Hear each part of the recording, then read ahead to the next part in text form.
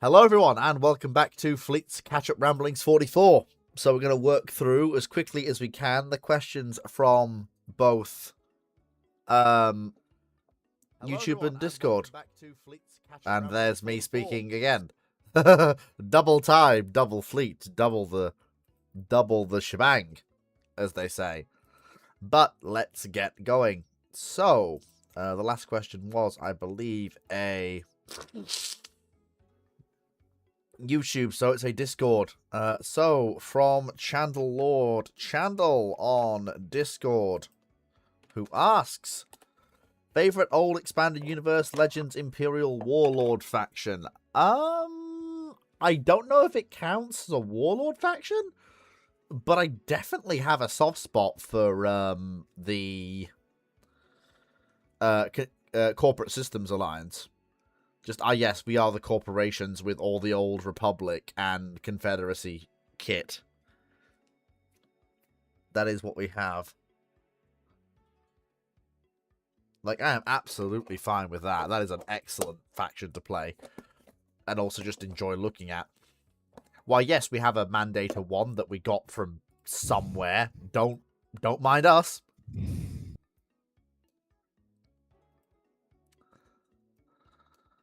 Okay, so Russian War, World War II, IJN capital ships. Oh, wow, that's where we got to. Wow. Okay. So, it's this then. Alrighty. So, Douglas Yachty asks, it's 1949, and the KMT is losing in China. So they decided to relocate in Taiwan, but instead of working, almost the entire Republic of China leadership, Chang included, and forces failed to reach Taiwan. With the KMT government essentially dead, and the Taiwanese bad reaction to the KMT occupation island, would Taiwan have returned to Japan?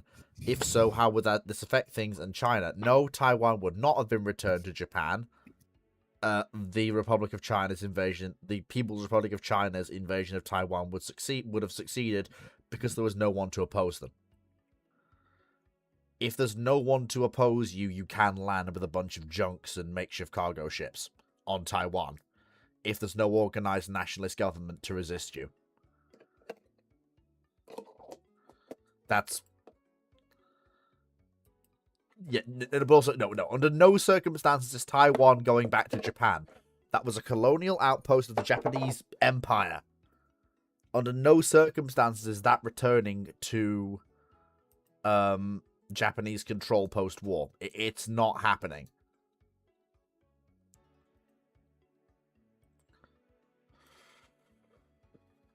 You got anything to add to that, Dragon? Been outside my area of expertise in terms of that, but yeah. Depends how tough the resistance actually is from the locals, but potentially, yes, they could overwhelm it. Yeah, without the nationalist forces that evacuated to Taiwan, there's going to be barely any resistance. The nationalist government didn't generate forces to defend the island in the 1949-1950 period. They relied on what had come with them to defend the island. If that's not there, and Chang is dead, then I don't like this question. Bone Mill Boy asks, what if a Violet Club carrying V-Bomber crashes, causing a nuclear detonation in a major British city of your choice? How does the UK and the world react? Someone's getting fired. Well, first of all, I can't speak for how the UK and the world would react. Because that is an act unprecedented. There have been dozens of broken arrow incidents from both the Soviets and the US. Heck, I think even we've had some. But none of them have detonated. Yeah. None of them have ever resulted in a detonation, so we have no idea what would happen if a major metropolitan center of a nuclear-armed state is destroyed as the result of an accidental crash. There is no precedent. We have no idea how governments... Various factions, I think, would laugh. Others would send aid. Relatively speaking, actually, I don't think it's going to be that bad. We don't have a base mark to even. Well, Can't. we do, because it's like any major disaster. It's not so much that; it's more how would it affect the government itself.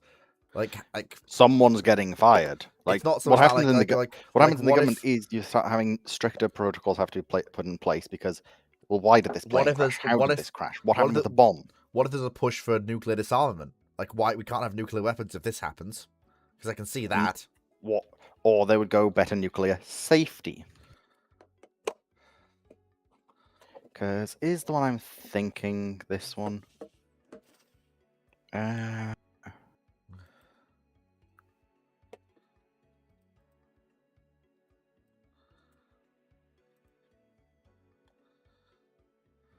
Yes, it is this one.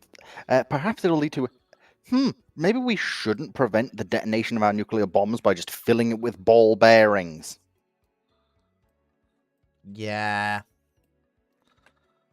That's probably right. It's unlikely you see nuclear disarmament as a thing for the UK, but you definitely see a much stricter push for it. And then you probably see, if you're going to fly these bombers, don't fly them over Britain. And if you need to transport these bombs, transport it by road. Or rail. Rail's safer. Yes, and safer in some aspects, worse in others. Knight 6831 asks, so if the British built a Centaur-class carrier for Spain, would she be used as a CVL then a Harrier carrier?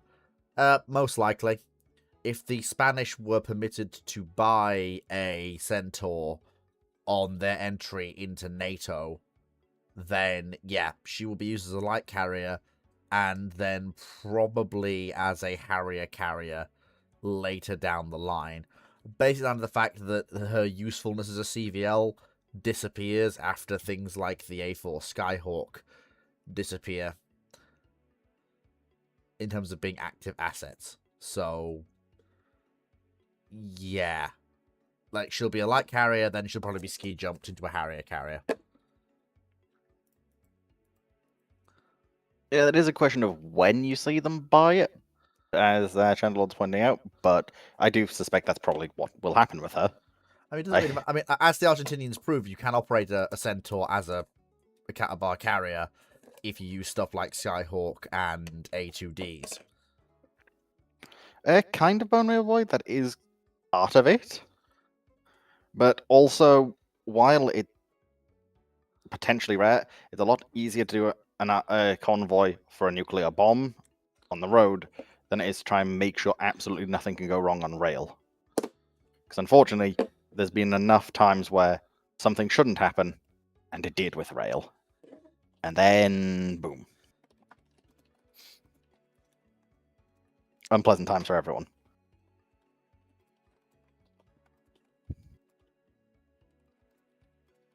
Yeah, to be fair, I don't think that is a fair point, Chandler. I don't think necessarily this has anything to do with NATO, the what's it called, carrier.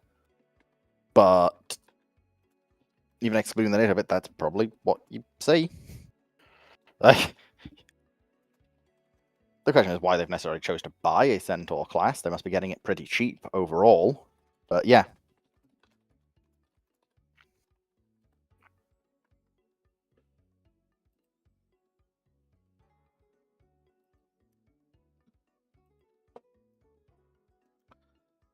Which one did we get to?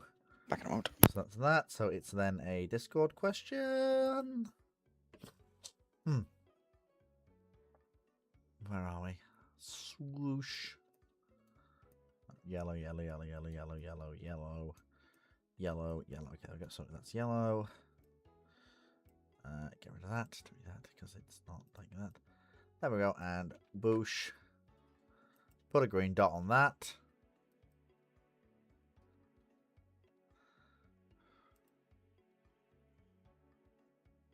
And oh no, don't change that. Do that. There we go. Okay. Sea Dodders asks on Discord, If the Royal Navy kept Cadaver carriers and bought into Hornet, how long would the Murderbugs last in service, especially post-Cold War? Will the RN be told they aren't getting Super Hornet to replace them? Will they last long enough to see ASRAM, Storm Shadow, and Meteor? If the RN has got Hornet, there's literally no reason not to buy into Super Hornet at all. Especially not if you're Britifying both Hornet and Super Hornet, as BAE systems most likely would. You'll likely see a phased process of phasing out Hornet in favor of Super Hornet. So Super Hornet will probably replace Buccaneer if Buccaneer's still active, and then Hornet will be replaced after Buccaneer has been replaced by Super Hornet. But yes, I do think that they'll probably see ASRAM, they'll probably see Storm Shadow, Original Hornet, but no, they will be long gone, replaced by Super Hornet by the time Meteor comes into service in 2016. Easily.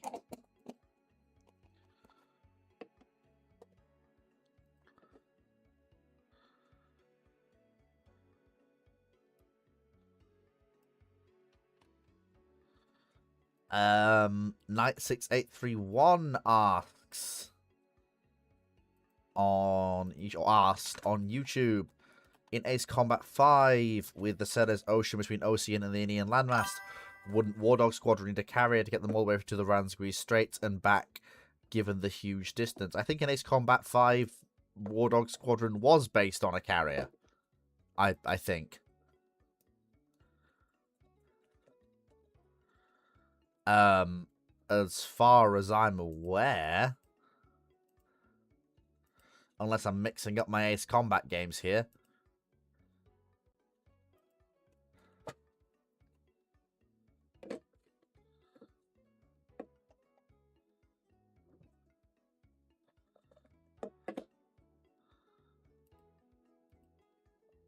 I think that's the reason.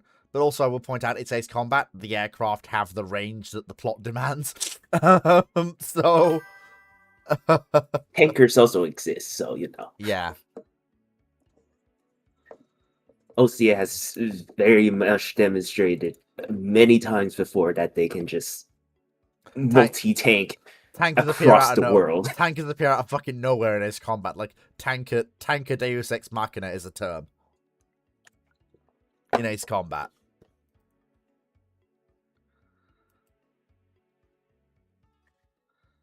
Hang on, I'm just trying to remember where the fuck was I? Okay, so it is a Discord question. That's fine. Jolly good. Hang on, so green. I did green this. No, I thought I did, but never mind. Well, I have now. Okay. Chandel Lord Chandel asks, in 1932, the German monarchy is restored and replacing the rise of the Nazi Party. This monarchy is of rather conservative, with a large degree of authoritarian elements, a La Faux constitutional monarchy. How does the 1930s develop? New Kaiser looks much like the old Kaiser, says the rest of Europe. Basically. The French There's still going to be a lot of instability within Germany. Yeah, the French aggressively rearm and point themselves at the Germans, and basically it's going to depend on what the Germans do/don't do, and the patience of the Western allies, basically, and how much appetite they have for intervention. That's basically going to depend on it. If the German monarchy follows the same path as the fascist party, they will probably achieve the same results. Get their shit rocked. Eventually. But with some allowances early on. If they do the... You know, the whole Rhineland and this and that. If they follow a more conservative path and say... remilitarize the Rhineland and then just sit there and go, okay, we're just here in Germany, I guess, but we don't want to be restricted anymore, then the Western Allies will go, okay, we're still pointing guns at you, but don't do anything fucking stupid. Well, the first question you gotta answer is, how's the communists going to react? in the German communists, how are they going to react?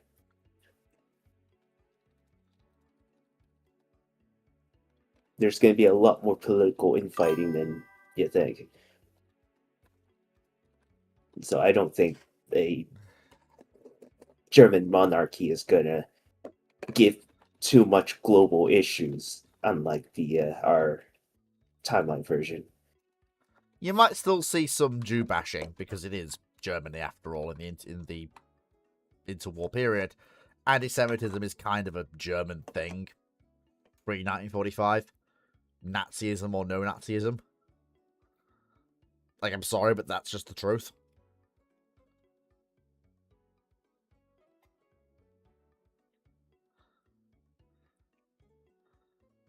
So, there will probably be some pogroms and Jew blaming, because that's Germany. That's what Germans do. Pre-1945. But I don't think you'll see shove them into camps, turn on the gas level of anti-Semitism. There may be a Stalin-backed communist coup. I doubt it. The communists were already on their way out and had already decided that if they were going to take over Germany, it was only going to be at the ballot box. They'd basically decided that they'd watched the far-right coup in the 20s and decided that there is no way that if arch conservatives couldn't take over the government by force, there's no way in hell that the left wing could. I don't know. And the communists had basically... Considering how close they got in 32, I wouldn't be surprised if... Because, like, don't forget, the German Communist Party got knocked hard by the, rhetoric that the SAs were doing.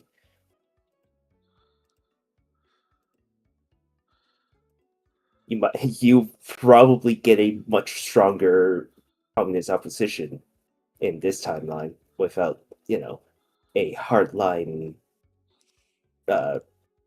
right-wing nationalist party, doing stupid things on the side. It's a possibility, but yeah.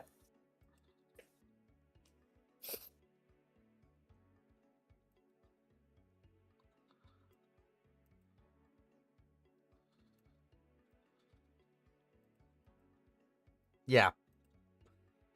Each Minecraft Watcher asks, what is the panel's favourite energy type weapon from science fiction video game series, like Halo, Star Wars, etc.? My personal favourite is the Covenant Beam Rifle. Oh, come on. You know what my answer to that's going to be. The Martian heat ray is carried by Martian fighting machines. That's always going to be my answer to that. Always. Mobile microwave. I'll let everyone else answer. Dragon Moe, what's your favourite energy weapon from sci-fi and video games?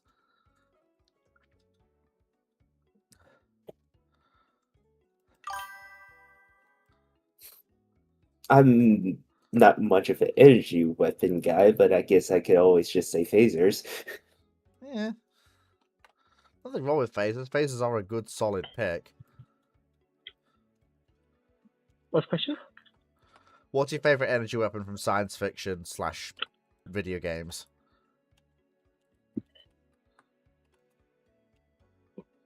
Serious sci-fi or not serious sci-fi? Anything. It doesn't say.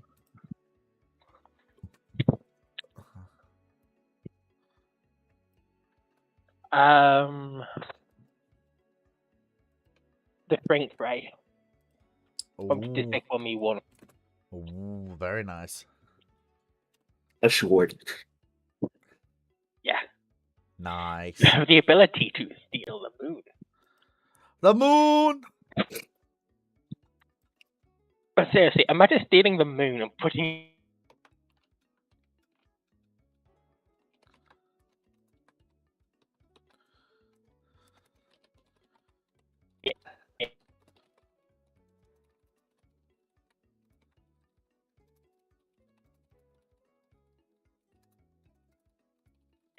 yeah, what's going on here? Because it's kind of dead. Hello? Hello? Hello? Yes. what's going on? Because it's kind of dead here currently. Because nobody's doing anything. Well, yeah, we're letting you talk politely.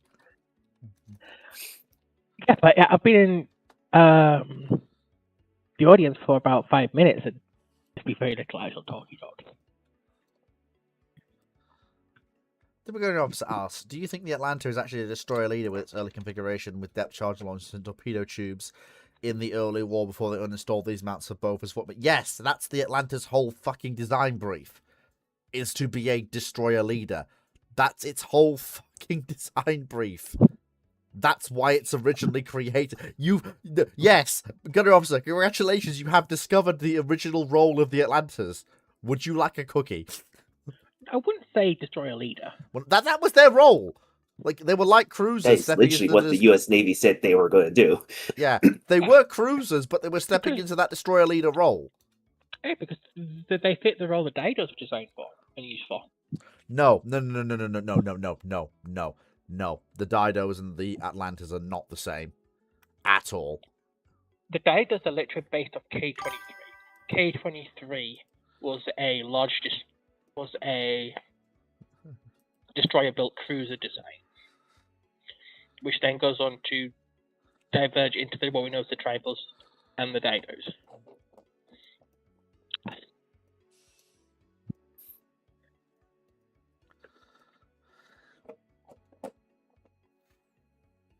Yeah.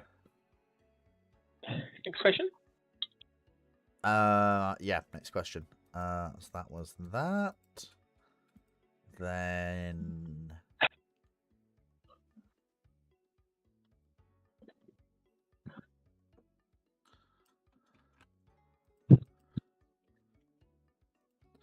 YouTube Minecraft Watcher asks, what is everyone's favourite Cold War jet? His personal favourite is torn between the F4 Phantom and the F9F. Oh, that's easy. Tu-16 Badger. I am very fond of the Badger because of how long-lived that platform has fucking been. In Soviet service right up till they collapsed, and the Chinese still have the bloody thing going. I do love the Tu-16 and the H-6. Just, I like the twin-engine swept-wing jet bomber of doom that refuses to die. Dragon, you help my king. Oh, dear. So what's everyone else's favourite Cold War jet aircraft? Mine should be obvious. Well, just in case it isn't. Do you really want me to start on the gospel of my favourite aircraft? Don't do the gospel. Just give us the Cliff Notes version.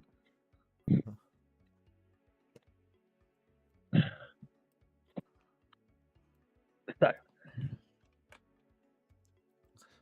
how do I say this quickly? Quickly. That's how you say it. Where to start is the question.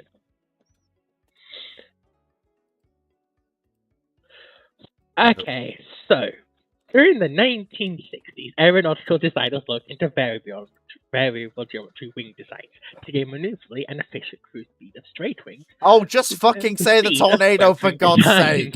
Just say the fucking tornado for God's sake! Stop it! You don't have to go that deep. I thought it was going to be the book. Stop it, you mad woman! For God's sake, I swear to God! You damn well know this was going to happen. Stop it! She even warned you. She warned you. I sent the clip. I assume she just say the fucking This is the Cliff tornado. Note. Stop it! Trust me, I've When's heard the the last full time lecture. she This is went the Cliff ahead Notes. and... Just say the tornado, Foxo, for God's sake. I'll pay you money later. This is where she's going to confuse you, and it's the English Electric Sea Lightning with variable geometry wings. The general dynamic, F-111K aircraft that was supposed to fulfill the same role and was looking for a replacement for its propulsion. Strategic bomber and black robot. Oh, she's still going. France had initiated the BAC Dassault AFVG Anglo-French Variable Geometry Aircraft project in 1965, but this had ended with French withdrawal in 1967. Britain then continued to develop. Also, don't make me bring up some of the C variants of stuff. And sought out new partners. If I need to, I will make you laugh enough. EWR at Boeing, then with Fairchild Hitler and Republic Fairchild Hitler? Fairchild Hitler? Fairchild Hitler? You heard her. Ringman, EWR, Fairchild Hitler, and A480. I'm not even mad to keep Advanced going. This is too Federal funny. which is in similar configuration to the Tornado from 1964 to 1968. Fucking earned this. She In can finish. 1968, West Germany, the Netherlands, Belgium, Italy, Canada formed a working group. I too Yes, love it is copy retarded. pastas. And Fleet, that was the Cliff Note version, because that was what the wiki said. I could run into literature about it, because I love that Okay. aircraft. Okay. Chandler Chandel asks, how good of a description of Terrence is Meet the Engineer? I mean, if you're talking about the whole, if that don't, how do you stop some motherfucker beating yourself up with a behind? Use a gun, and if that don't work, use more gun. Yeah, that is literally the Cliff Notes version of fucking deterrence. That literally is the Cliff Notiest Cliff Notes version of deterrence. You do not get more Cliff Notey than that. But you make one mistake there, Chandelord. If she was muted, I would unmute her. Yeah. Knight6831 asks, with the new declassified files about HMS Vanguard, how much does the info revealed change historians' views of her? I have no fucking idea what you're talking about, Knight. I wasn't even aware there were declassified new files about Vanguard. This is the first I'm hearing of it. Can you be a bit more specific about that one? Yeah, this is the first I'm hearing there are new declassified files about Vanguard. So You might need to ask someone who regularly goes through the archives to read da-da-da-da-da. declassified files. Okay, so wait. Is it this one, maybe? Okay, so apparently this is mostly referring to some information's been released about the 1947 Royal Tour. oh, is this that whole thing about how there was a mutiny aboard and the king did something? Is that what this is all about? Probably. I mean, politely, if you want my honest opinion, it changes jack all. There was a mutiny aboard a ship post World War II in the Royal Navy. Big whoop. Politely, it's a minor footnote in the ship's history. It matters jack all. Historically. Because it didn't lead to anything. It was resolved and nothing changed.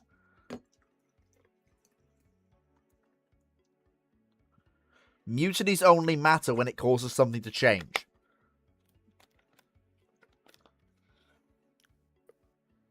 So, technically speaking, it's not even a mutiny.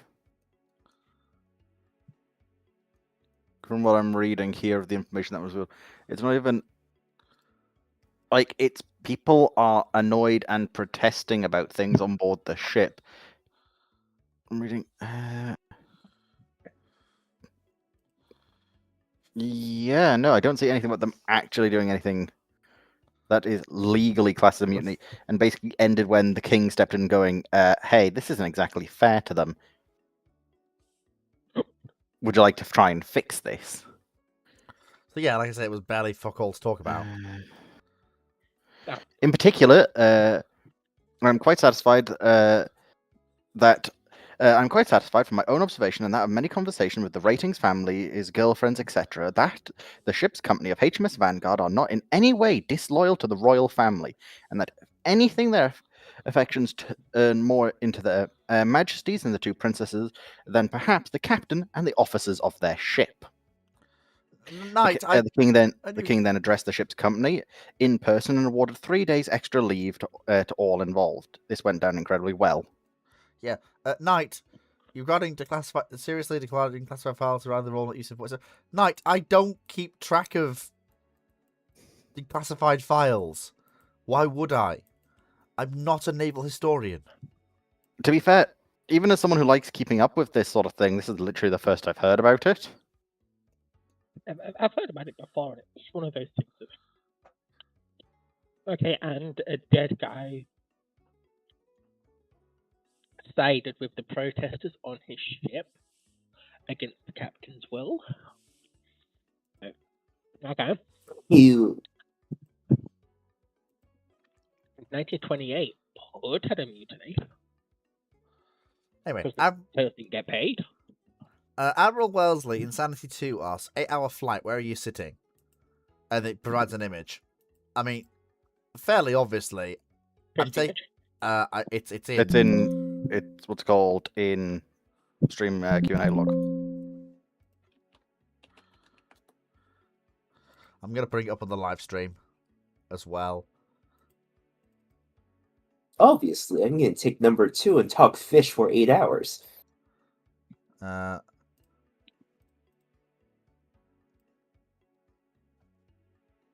Because I'm liable to shoot the person on if I'm on the right if I'm in number 6, and shoot the person on my left if I'm on number 8. The only place I'm liable not to commit violence is number 9. I'm sitting between fucking Theodore Roosevelt and Winston fucking Churchill. I'm gonna talk Navy for the entire fucking flight. Because both those people served as secretary of various navies of the powers they were involved in. Yeah, I'm sitting between Theodore fucking Roosevelt and Winston fucking Churchill. Of course I am. In the middle of a cat fight between two 60-year-olds because Winston Churchill and Roosevelt did not like each other. No, they did. They really did not like They each did. other. They liked each other in a professional capacity. Yeah.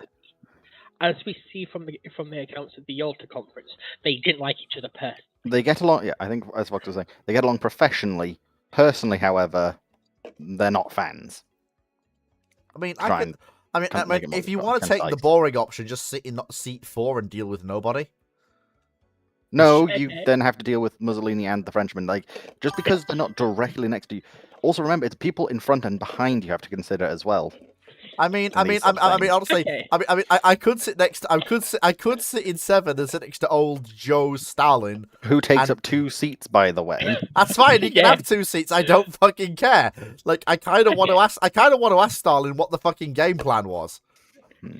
Okay, so he can't gulag me, given the compliments, given the way the play. He can't gulag me. There's no NKVD here. Now the question is this towards the front or the back of the plane? Back. This is clearly the back. Then either 2 or 9. Because 9 puts me closer. Because number 9, I can talk to Churchill and I'll ignore Roosevelt, and that puts me closer to the wing. So if the plane crashes, I've got a reasonable chance of living. And 2, because A, if I can actually speak to him, that could be something very interesting. And also, once again, the back of the plane is also the least likely to die in case of a plane crash. Yeah. Like I said, thing is, number 2's best because you could talk fish for 8 hours. That could be an interesting discussion. For me, 7 or 2, because I do kind of want to ask Stalin what was his game. Like, obviously he wanted to hold on to power, but that aside, I kind of want to ask, what was your game plan for the fucking Soviet Union? He might just tell you go away, because just because you're sitting there doesn't mean they will actually, answer your questions. No. It's Stalin. I doubt go away is the first thing he's gonna do if he wants you to just stop talking. He doesn't carry a firearm normally, old Joe. But it's more the case of he might just start yelling at you angrily in Russian. Fine, I will move. I will go and talk to Hirohito. Oh no, that's not how that works. Once you are sat, that is where you sit. Okay. In that case, then my choice is 2. I'm gonna go sit next to Hirohito and talk either fish or what the fuck happened in World War II, mate. Again, he might not say. He's probably not going to talk about the latter thing. Yeah, like I would be more interested in. Okay, so something I would try and actually talk about. Because remember, if you want to ask them stuff, they have to be interested in it. Okay. Let me. So, you know what? I am actually kind of. Actually, no. I will.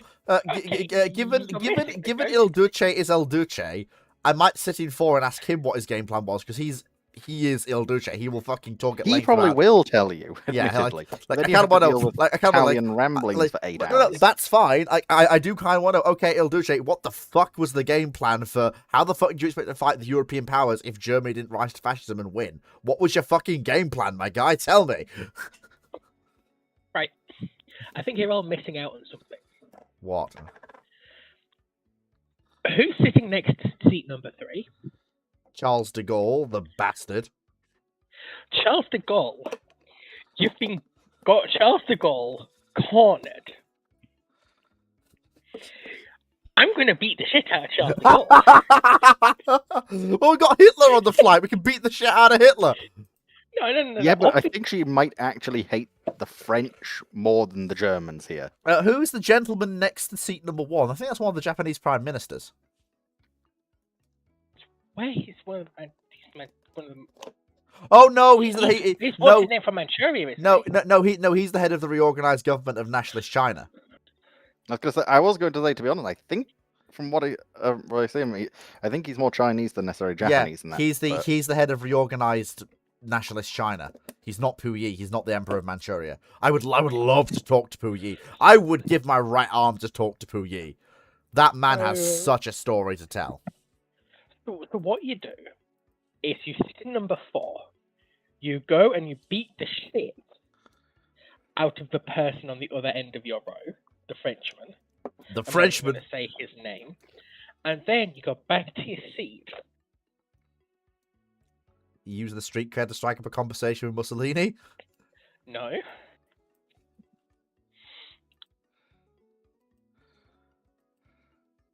These have safety cables under them. Steel cable. Right. Not necessarily. Take steel cable. You've got Hitler right there, mate. Well, how are you getting the steel cable? We don't know. Judging by the Nah. air of those Do seats. something more basic. Just kick this back in his seat for 8 hours straight. Yeah, that would do it. Actually, yes. But Oh, still you gotta I beat mean, the shit out of the French. why does Fleet loathe de Gaulle? Because the man was obstructive. Who likes de Gaulle? De Gaulle was Most people don't like the Gaulle, to be fair. De Gaulle was a colonel promoted way above his fucking pay grade and way above his fucking competence level.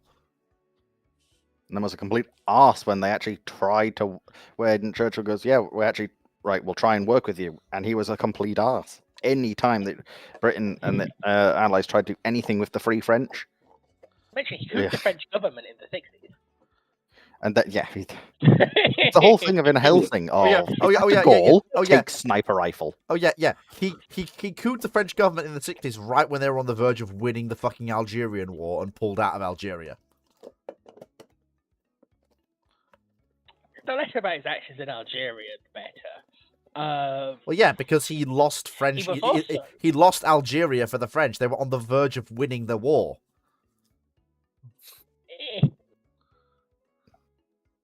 They were.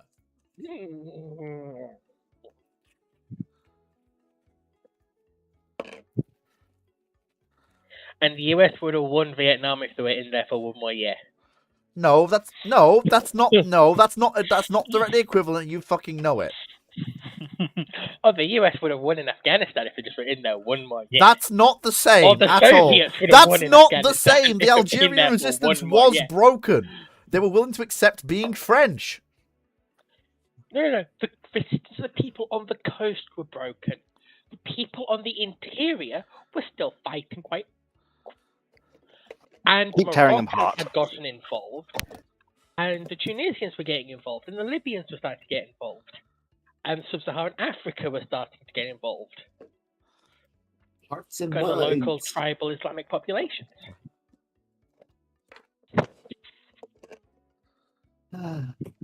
Anyway, Hearts and I minds. mean, it was the right call to make, but yeah, like withdrawing was the right call to make because A, being an imperial power is a bad idea, or at least being a direct imperial power is a bad idea. He also gave women the right to vote in France, which is a mistake. I'm not going to dignify that one with a receipt. But, okay, it's a bad thing for the French to vote. French women have... I'm a respectable part of the female gender. Those Right, things right. across the English Channel, it's like... Okay, so anyway, It's- moving yeah. on before Foxo finishes that sentence. Watch Hobbit. No, moving on. Imagine Nine an six entire eight three one. population Asks as if all- in. Stop it. If in early 1942 a winter storm as severe as the one the USA is facing currently hits America, how does that affect the war? I mean, it fundamentally doesn't. If you want the brutal answer, most logistics at that point goes by rail, and the railways have the means to deal with snowfall that deep. So, they don't fucking care. This What's the isn't question even that again? severe of a winter storm. Yeah. This is just a normal Tuesday 20 years ago. Yeah. Granted, I don't get to say much. I'm Canadian, so I've faced bullshit, but I don't know how an average American will deal with this. Typical gunnery officer asks, what would happen if the Ottoman Empire joined the Entente because somehow the British and the French convinced them to fight against the Habsburgs and the Austrians? How would World War I go with the Ottomans in the Entente, and how would the post-World War I settlement look like? Well, you've made up the Greek parliament's mind for them very, very easily indeed. It's one thing to vacillate over staying neutral or joining the Entente if the Ottomans are in the Central Powers. If the Ottomans are in the Entente, the king will most likely get his way with Parliament's support. Join the fucking Central Powers, aka align with his German blood, and take as much Ottoman territory as the Greeks can fucking grab. You've lost Romania as well. Maybe not. There's more influence by the Russians on Romania. Yeah, but also there's Then- one more key thing. The easy route for supplies to the Russians is open. The Russians can export their grain for hard capital and import supplies and machinery, which may keep the Russian Empire actually in the war just until the end.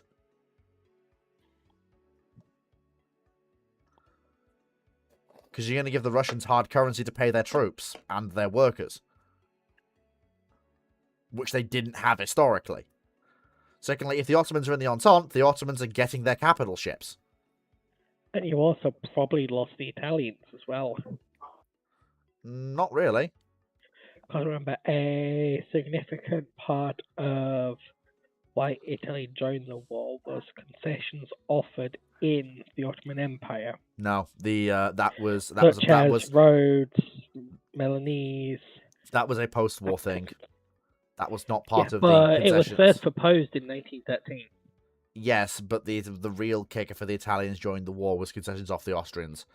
They wouldn't. They like the Italians fundamentally would not give a damn if they got nothing off Turkey, as long as they were promised the concessions off the Austrians they wanted. Quite frankly. Yeah, but it's those concessions that got the door open. Well, for the yeah. Austrian concessions. Well, yeah, but in 1913, they could promise that. But again, as we saw, the Italians can be promised whatever the fuck you want. You don't have to give it to them after the war.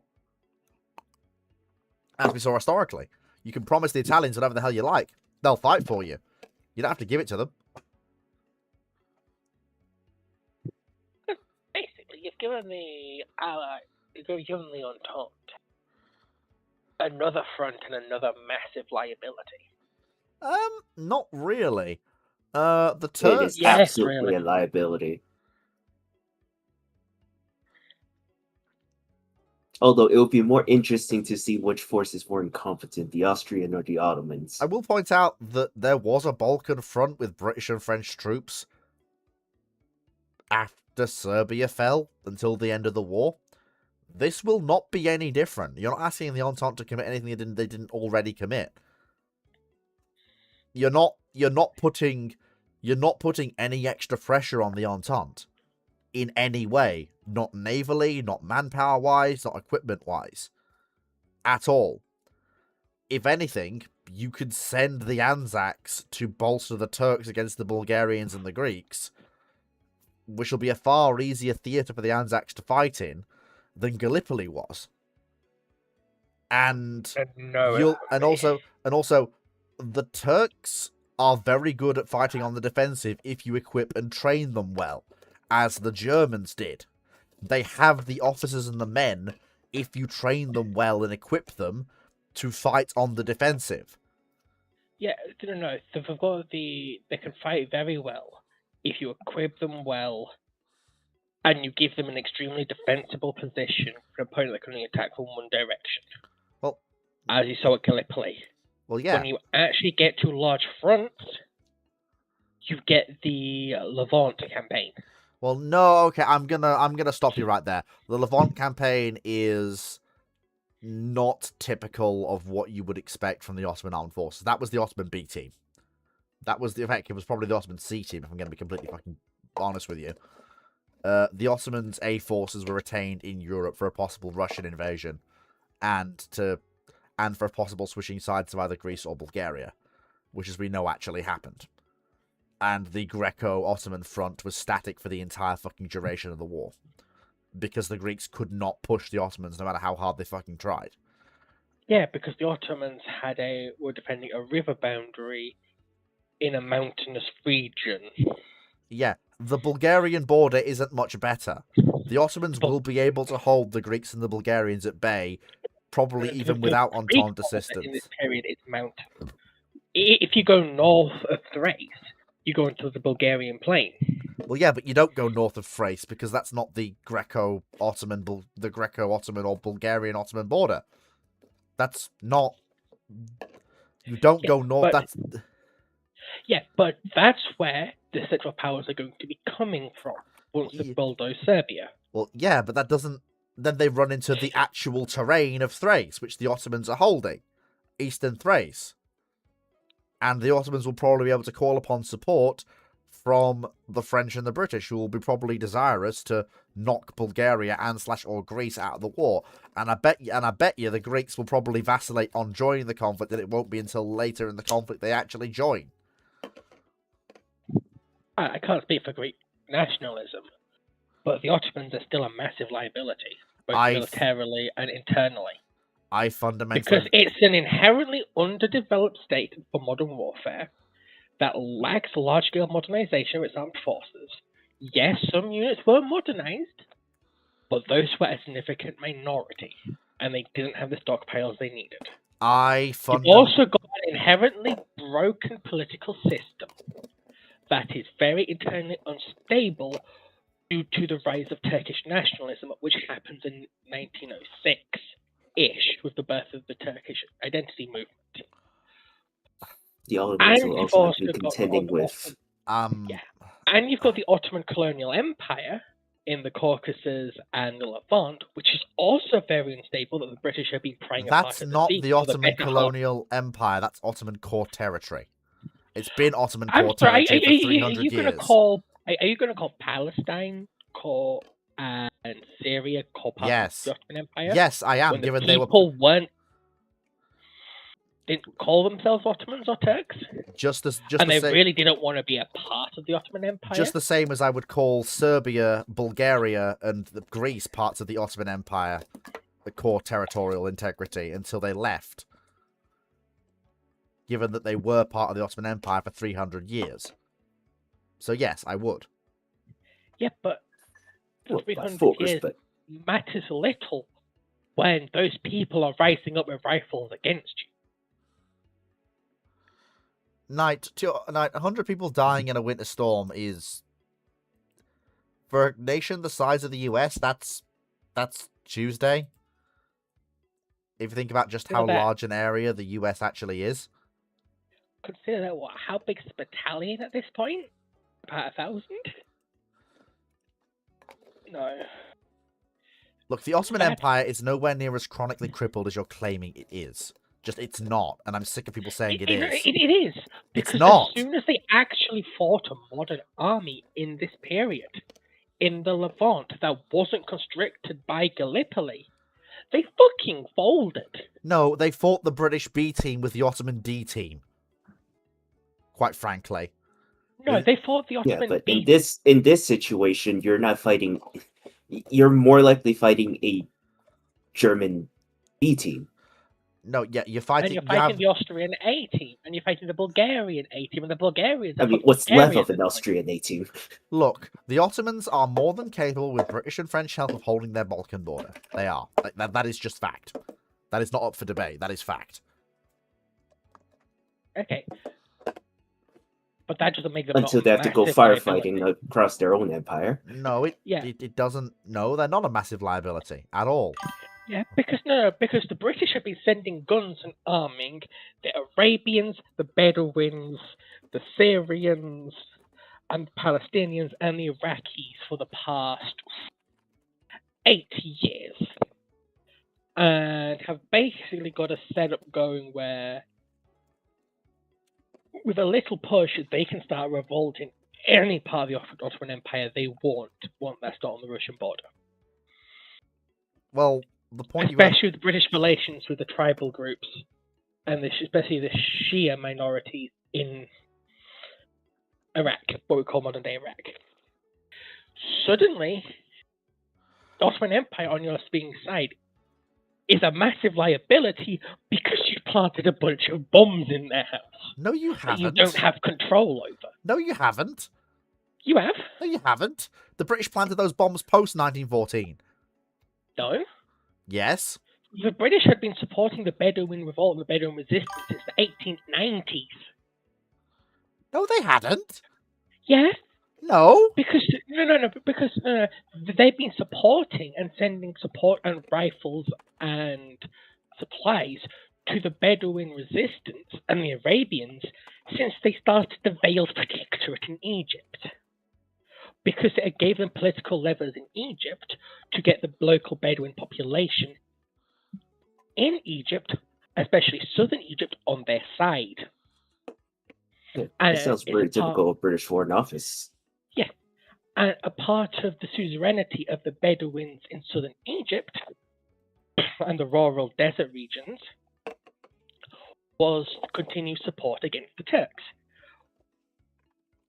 for Bedouin groups in Arabia and the Levant, which the British did because Egypt was too important.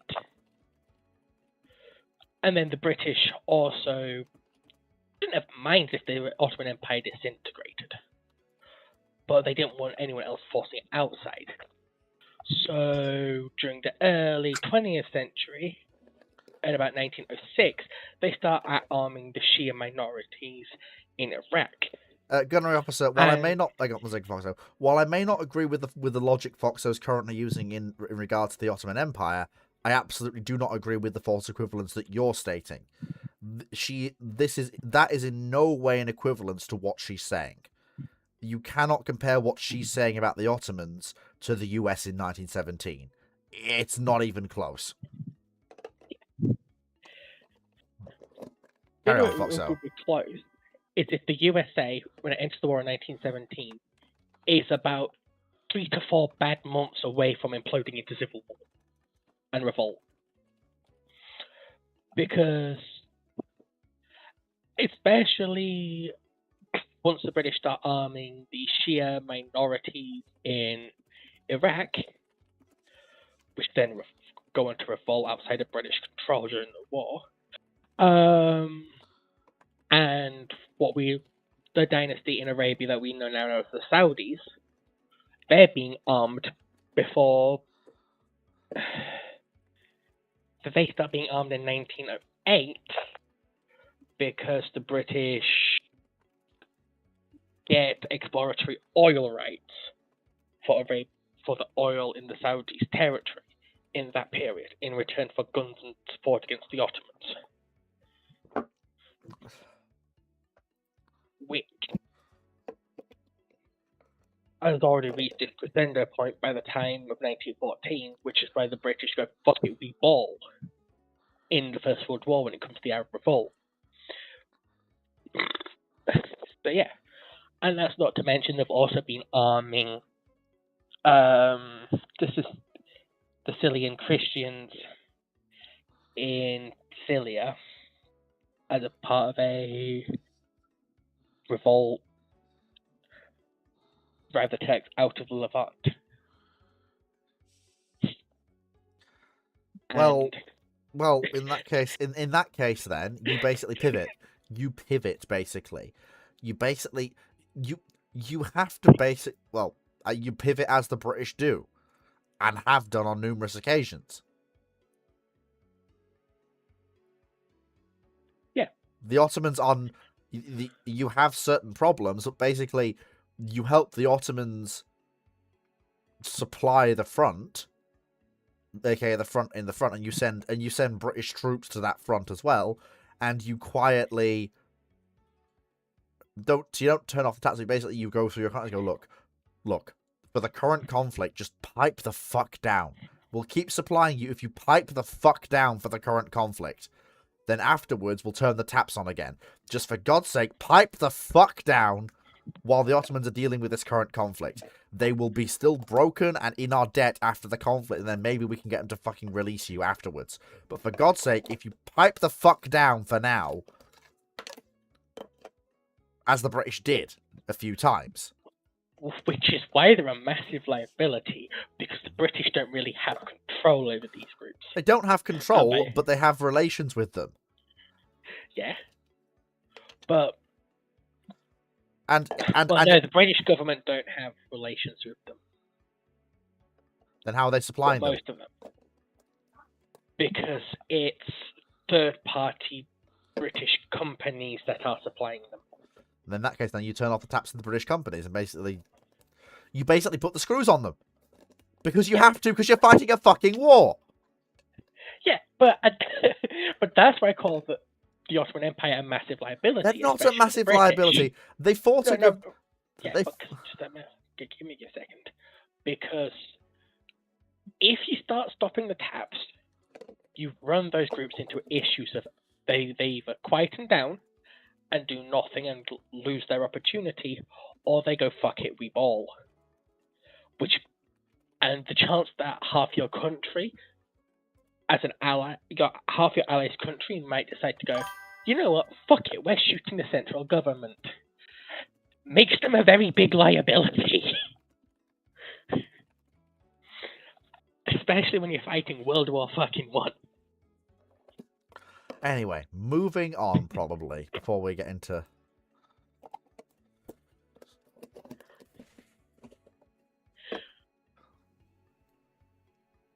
Question then?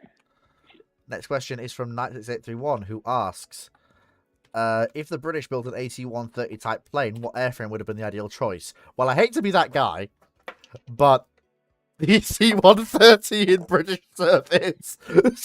Yeah. Sorry, but it's... Why would you not use the platform that has already proven itself as the ideal platform for this whole purpose? You already operate it. Why go reinventing the wheel? Yeah. Yeah. I mean, Fox, if you want to glaze the AC-130 as a platform for a couple of minutes while I just go and do something, I'll be right back. Actually, hold up. Don't think Britain operates the 130. Not the AC-130, at least. No, the AC-130 is the gunship designation. We do operate the freight version. The C-130, you're meaning? Yeah. And the A-130 is AC-130 is literally armed C-130. And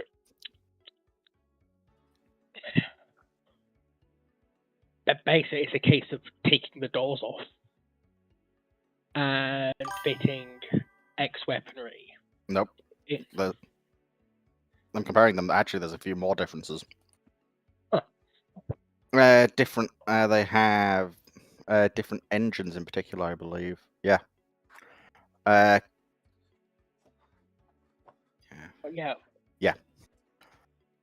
Different types of How long? engines by different manufacturers from reading different performances. Go on, sir. But you've got. So those engines come from the different periods of the C-130. Because the C-130 had a whole bunch of different engines. And so you get AC-130s with a whole bunch of different engines.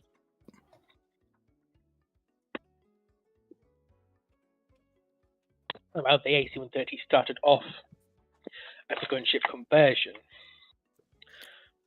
The gunships have evolved and optimized beyond that. That makes sense. So they started off fitting the weapons a bit C-130s and went, hey, if we change this part, we can optimize it. Do that 1,000 times because the US military, and you get the modern AC-130. Because the AC-130 Hercules is American and they would not buy it.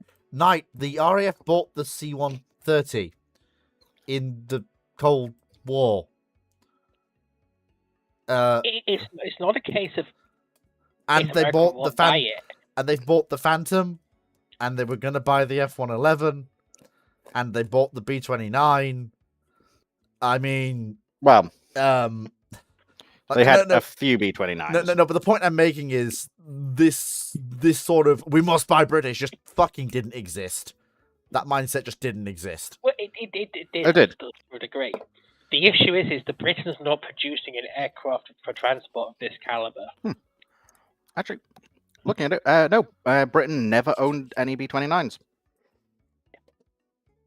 All B-27s, all B-29s operating Royal Naval Service were loaned. Royal Naval, do you mean Royal Air Force? Yeah, you know what I mean. They were leased, technically.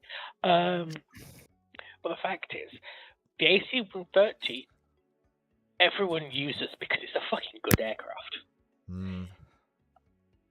It's also used by civilian groups and everything because it's just a good heavy transport aircraft. And heavy transport aircraft are such unique assets that unless you're the US or the Chinese, you don't really need one. Military service. So you would use the C-130 because there's fuck all else you can use unless you want to design a bespoke heavy transport aircraft for the British, adopt it into large enough service that you can then stomach the loss of converting some to gunships. The Argosy is too slow and too short range. The Short Belfast is too big.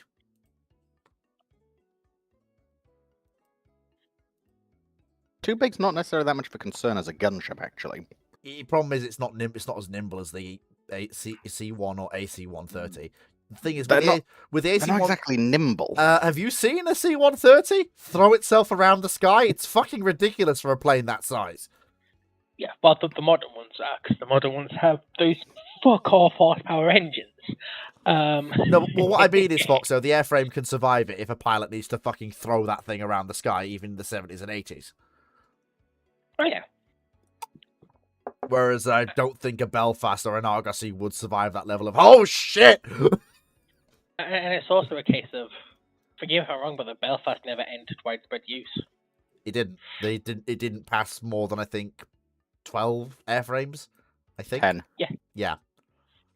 The AC-130 as a gunship is only so good because it's using the entirety of the kit of the C-130. It's literally a widespread use in the force transport plane that someone straps some guns to.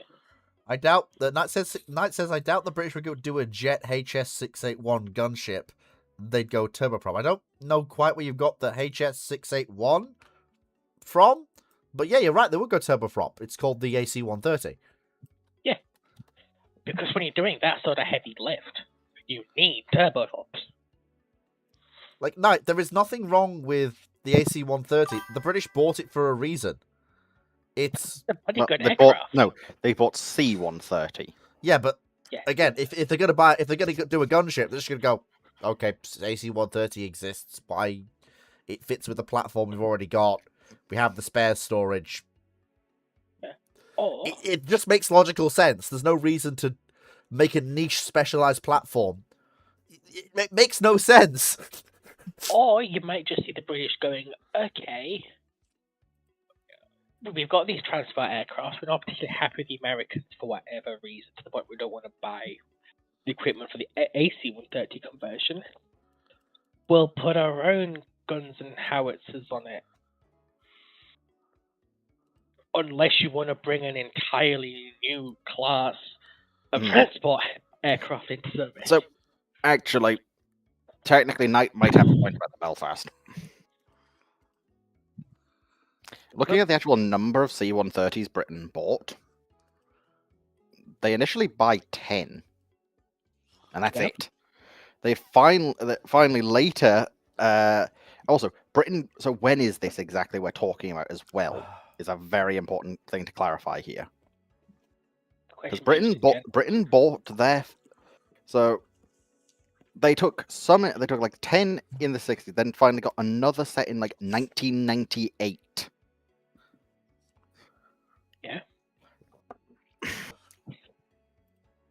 I don't actually think production numbers is necessarily going to be the decisive factor here. But by getting a bespoke airframe to do the role of a gunship, the cost! The you cost! lose the advantages of these large gunships. Also, sorry, go on at your. Because they are based off airframes you've already got in service, they are flown by transport pilots.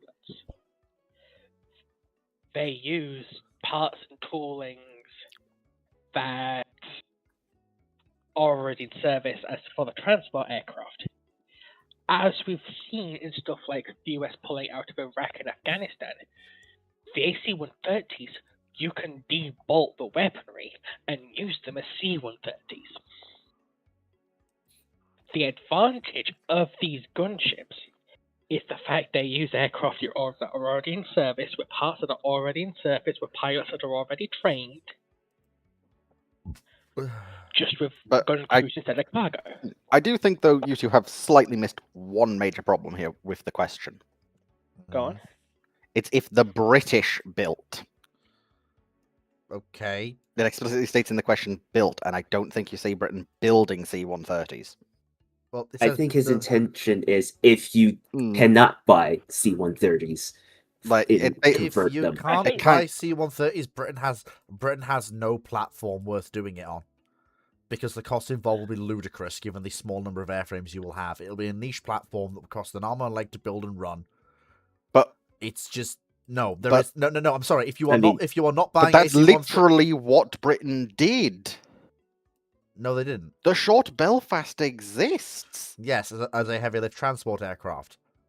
You're saying though you're saying, oh well, it won't ever happen because of limited production numbers. That's literally the British transport between the 50s through 70s.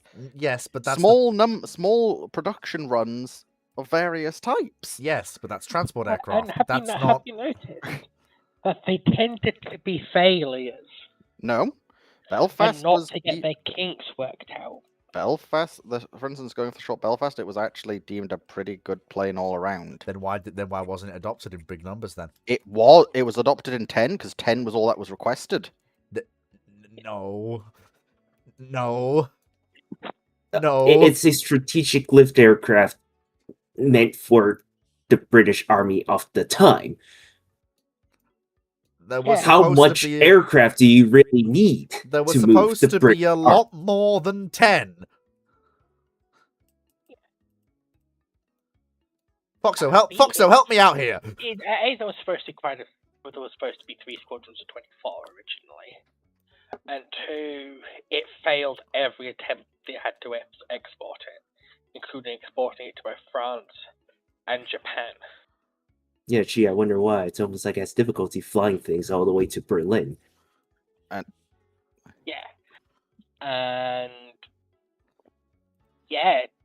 it didn't sell well because it wasn't the export.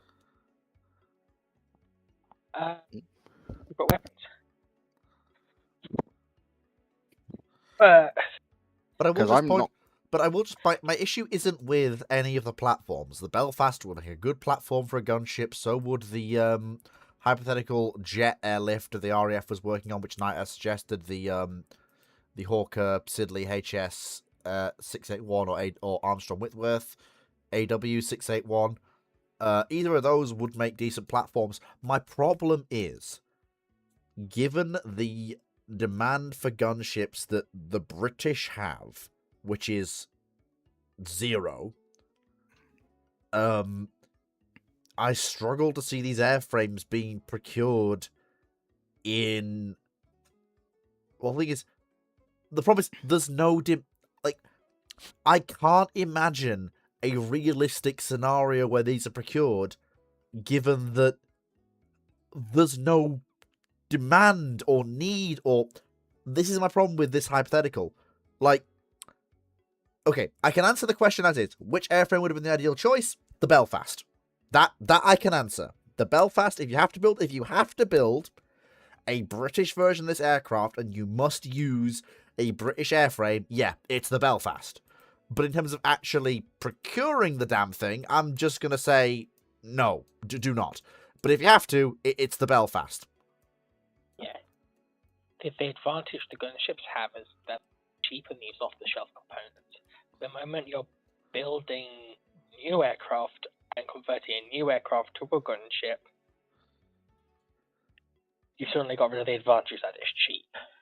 Yeah, but like I say, British aviation in the the British do have reason to use it because medium aircraft acting as gunships proved to be very useful when used by the Rhodesians and in various colonial conflicts. That was aircraft doing stuff like strafing runs. oh, we're not gonna shoot. And the those. written use case Don't for s- the gunship being a fight spot asset for the colonial Bush Wars. That's fine. I thought you were gonna say shoot the IRA with them. No, Well, they might. no, but say if the British have a squadron of 4 in the Malaysia crisis, where the large issue the British had was the lack of dispersed fire bases. A flying fire base isn't a bad thing. Yeah, It would have been no. really useful. Oh no, I agree. But like, it's just. But yeah, like I mean, the question I was asked was what airframe would have been the ideal choice, and we have it. It is the Belfast. C-130. Yeah, If you're going out of your way to discount the C-130, yes, it it is. is the Belfast. Yes, But But if if you're it's- including yeah. all airframes, it's the C-130. It's nice having fought so great got something for once. I mean, I don't know how willing are the British to buy that French-German thing, the C-160. What? They're not. But that the C-160 has never come up. You've just. Why are you mentioning the C-160? Well, I'm just saying that's like the only other option in that category where the British could just go and like, okay, what if we just go buy these and convert these? It may not cost as much as developing our own, but it's an airframe that's slightly more suitable. Unless they go truly mad and do use the VC-10. No, we're not. We are Exactly. not having VC-10 gunships. I'm drawing the line under that, and we're I moving could see on. them doing it. We're You could moving probably fit some decent Dakar in there. I'm merely throwing down options here. Your typical gunnery officer asks, what would happen if Admiral Yamamoto wasn't killed and the US interception mission failed? How would the war in the Pacific go? Would the IRGM be more aggressive in 1943 by sending a carrier force to annihilate the US in the South Pacific? The problem we have with any Yamamoto lives scenarios is that anything that I say from this point on is going to be fiction. We have no idea what Yamamoto's plans would have been had he lived. Since the whole purpose of his taking the fucking flight was to go and visit the commanders on the ground and figure out what his next move was going to be. So he hadn't fucking planned it yet. So we have no bloody idea what the man was going to do next. I mean, what even is the condition of the Japanese fleet in 1943? Oh, it's still, like, bear in mind, it's prior to Philippine Sea, the Japanese fleet is still a credible threat to the USN. It's still I know got it's the a credible threat. I'm just merely stating, like, what sort of forces does he have access to? You've still because, got both. you know. You've still got both Shikakus, even though their airings are a little bit beat Uh-huh. up. You've got You got basically Bear Congos. you've got most of the light carriers, all the Japanese battleships. Depending on when in 1943, you've still got Mutsu. Oh wait, bang! There she goes.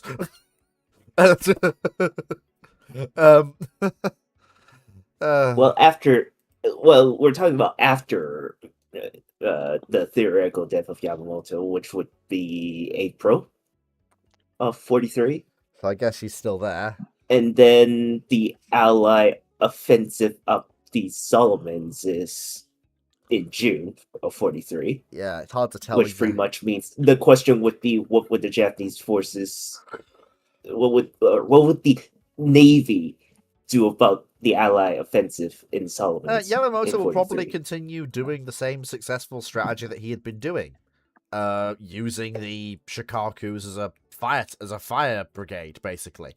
Anytime the Americans rock up with carriers to support an operation, the Shikakus show up and fight them. That's what happened historically. That's what, Don't the that's what. Shikakus at this point have the fully decimated air wing? No, that's only after Philippine Sea. Their air wings are battered, but they're not inexperienced. It is a mix of experienced and inexperienced pilots, but they're not decimated. It's only after Philippine Sea that the Japanese carrier arm gets properly fucking decimated. I mean, that's the thing. I think the question would be, is the air wing recovered from Coral Sea? Because that's why the Shokaku, actually, no, hang on, not Coral Sea. It would be...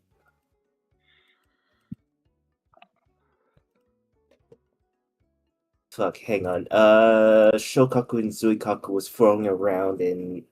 The various carrier battles of the Guadalcanal campaign. Yeah, have their air wing recover from that? Well, they've recovered in terms of numbers, but in terms of actual full-on experience, no, they're never going to be as experienced as they were at the start. Yeah, they'll never make that. It's just a question of whether if Shokaku and Zuikaku is in actual... if their air wing's in usable condition. If their air wings, in the IGN terms. If their air wings aren't, then there are carriers that can step up to the plate in their place. A strike group can be formed from the 2 Zuihos and the Junyos, which gives you 4 carriers of about 28 knots.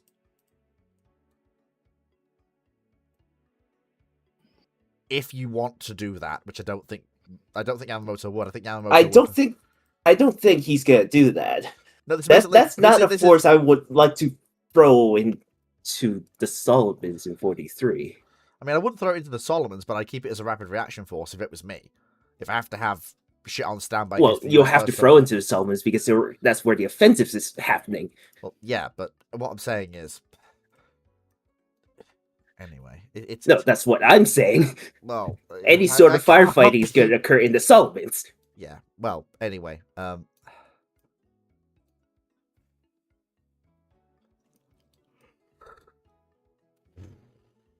because by let's say June 43, what's the U.S. rocking? His Enterprise is still around. Saratoga. Is Saratoga in dry dock still? Saratoga is probably in dry dock at the time. It's just always in dry dock when it comes around. If you've not got heavy US carrier presence, then yeah, you can probably send the Juniors and the Zuihos down. That will give you enough. If you're not dealing with US carriers, then yeah, that isn't. I would happily commit them.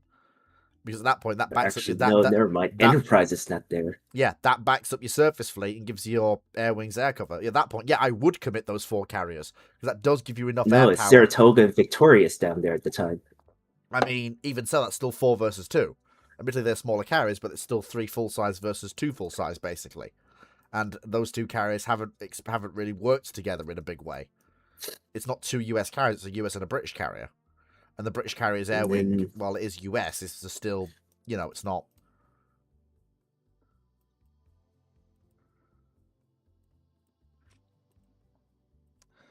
Which probably leaves the question of, would this be a combined IJ and IJN operation, or if this is just going to be an IJN operation? How many carriers can we actually pull together to really... Because how many carriers can we actually pull together as Japan? What light carriers have we got? Basically, that's... Like, if I am Yamamoto, because I have, as I've said, whatever we're making up at this point is fiction, because we have no fucking idea what he would actually do. This is all fiction. But if I am Yamamoto,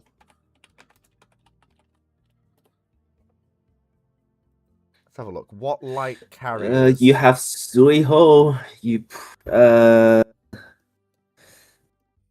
Hang on. Yasuiho's Ryujo still around? Okay, let's have a look. Okay, so light carriers. So I'm not gonna. Is Rujo still around? Ryujo's gone. Heals. Or heals. Well, heals are slow. I'm unsure if you want The slow as the to build Hios are, a carrier. as slow as the Hios are, they are still large carriers that I kind of do want. I mean, if you don't have the Shokaku's ready, then you don't have a choice. If you have to build some sort of counterattack So Rujo's in gone. 43. So I've the Zuihos I'm gonna want absolutely. Both of them. I'm gonna want both of them. Oh no, sorry. Shoho's gone, so I can't have her. Shoho's gone. Roho can Ryujo Ruiho. gone. Shoho. Yeah, Ruiho can. Ryuho can replace Shoho. She's roughly equivalent to her. A little bit slower, but she's roughly equivalent to her. And then of course, when do the Chitoses actually rebuild? Oh no, we're not gonna have the Chitoses They're until rebuilding right now, I yeah. think. So we can't have them. So that gives us 2 light carriers and the 2 Hios to work with, if we're not committing That's the Shokakus. Now here's the thing. Here's the thing I want people to bear in mind. What this gives is it gives us a 2-tier force. So what we can do is we can put Zuiho and Ruiho as sort of the forward carriers. So they can be forward, not quite with the surface forces, but definitely ahead. And then if anything goes wrong, slightly behind them, we can have Hio and Junio as oh shit, the lads are getting hammered. Let's get aircraft up. Let's go and I don't know. That's not how the IGN would operate a I know strike it's not, carrier but group. I'm asking. I know it's not, but like I say, everything here is fiction because we've no fucking idea what Yamamoto would do. So I may as well indulge in a little bit of fiction. I guess, but splitting off your carriers like that?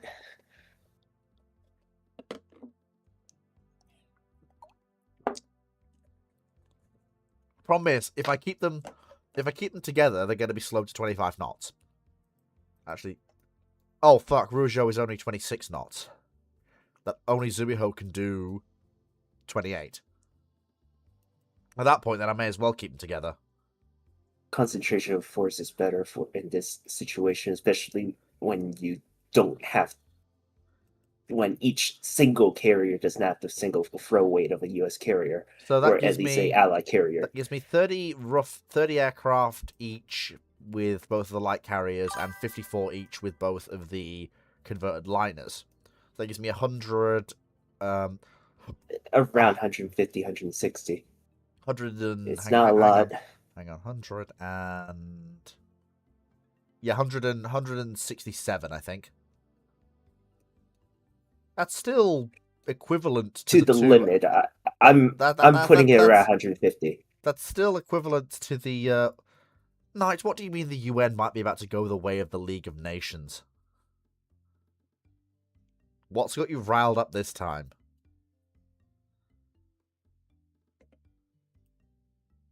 What's the question? Knight's just said on YouTube the UN might be about to go the way of the League of Nations. What's Donald Trump said this time that's got you riled up? If it's about leaving the UN, he's been saying it for fucking years. It's not going to happen. The US is not going to leave the UN. It's not going to happen. The US isn't going to leave the UN because everyone remembers what happened the last time a Security Council member refused to come to the UN. Their ally who started a war got coalitioned by the UN and got the shit beaten out of them. The UN might run out of money in July. That's and the US runs out of money every year. Your point? Yeah, that's not gonna we'll happen. No, that's not gonna happen. We'll talk about that when there's official statement about the UN running out of money. Yeah, we'll talk about that when the UN uses its only sovereign bit of land, a building in New York. If the US sees that back, then yeah, we'll deal with that hurdle when we get to it. That's a good point to actually caveat and move on, I think, from that little bit of snap.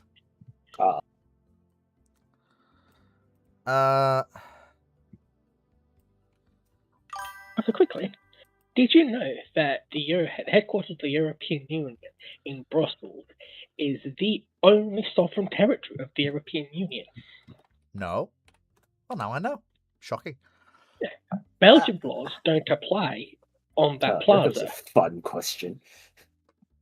1971, since the Grumman F-14 Tomcat Aerospace Defense Command Interceptor had been procured by the USAF instead of the F-15 Eagle, how much of the F-14 ADCOM would end up on naval F-14s? Well, first of all, the US Air Force is significantly worse off for having procured the Tomcat instead of the F-15. Since the F-15 is a much better land-based fighter, and heck, arguably I'd argue a much better fighter generally than the Tomcat is.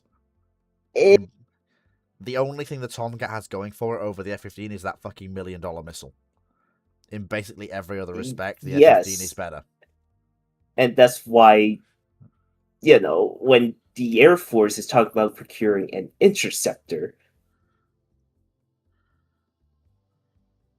just saying. Well, and the F-14 has demonstrated multiple times it will keep over F-15 in a dogfight any time of the day. It uses the same equipment mostly. The F-15 wins those dogfights 9 times out of 10. Just to clarify, no, the F-15 does not win. No, it does. 9 times out of 10. No, it does. Doesn't. No, it does. Okay, no, it doesn't. No, it does. So quickly, a generation issue, depending on what model goes to which. Is this, just to clarify, this question is, what if the US Air Force procure F-14s? Yes. It's the same aside from the US Air Force has to deal with having a much larger maintenance overhead. And a worse aircraft. No, not It's really. not a worse aircraft. It is. The F-15 is better than the F-14. No, it's not. I will die on this fucking hill.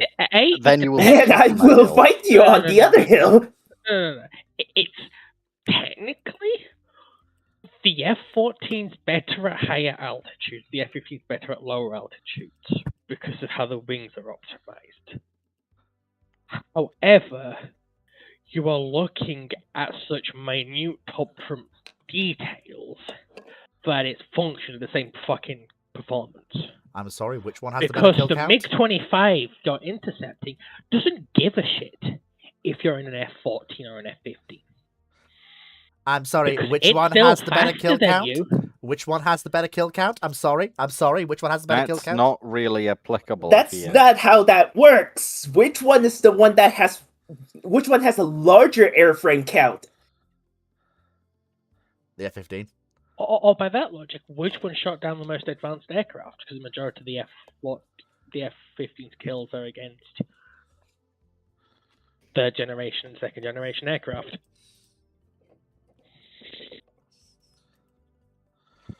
No, I'm going to push back on that, functionally- So the reason the F-15 is still around is because it's easier to maintain, not because it's better. Yeah. That I will push back on. Because it's functionally the same. It doesn't go for the F-14 versus the F-15 doesn't get you over any thresholds. Because I also enjoyed this. if a stupid 4 or argument. 4.5 gen aircraft comes over the hill, in either the F-15 or the F-14, you're fucked.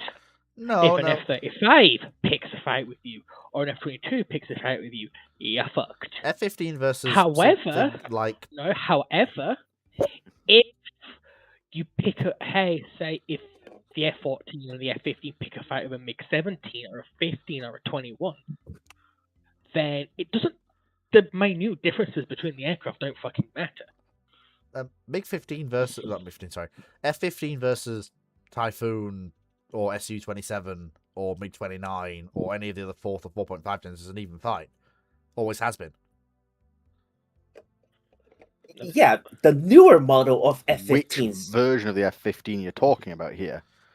Because if we're talking about the early models in which they are mutually applicable. We are Then- making a comparison between the F-15A and the F-14A, right? You're not Well, taking in that a- case, then the F-15A wipes the F-14A's ass and goes away laughing because the F-14A's in engines suck absolutely ass. no way does that occur. No, it does. The F-14 Yeah, no, doesn't get good till the D. The F-14A is an underpowered piece of Oh, it shit. doesn't. No, the F-14A is more than capable of dogfighting F-15A with no fucking issue isn't with whatsoever. those fucking pathetic Yes, engines. it is. No, because they're Oh, both please! The perfectly F-15 are. also had an engine replacement because the engine on the A's were also dog shit because they were a maintenance nightmare. Yeah. They're the one that blows up. Yeah. But it's a case of both aircraft can do the same fucking job. And they're both in the same bracket. One of the other doesn't get you over any actually useful thresholds. Yeah, to be fair, Can we Gunner agree Officer. about that? Yes. Because if a Gripen starts throwing meteors at you, or an F-22 decides you look tasty, you're fucked. So here's one. Technically speaking, if you want to just turn in terms of ordnance, the F-14 actually carries more missiles. Yeah. But also, I will just look. I may be jibing At back 10 and forth. V8. I may be going back and forth with Moe with word shifts, but I'm not gonna say that the F-14 can't kill F-5s. It can It can. It aggressively Did. It did. at close range. Like the It did. the It reason does so there is a shocking, reason yes. why the F5 was phased out as a fucking what's it called? That name. They have a specific name for it. What's it called? Aggressor. That's the one. Thank you.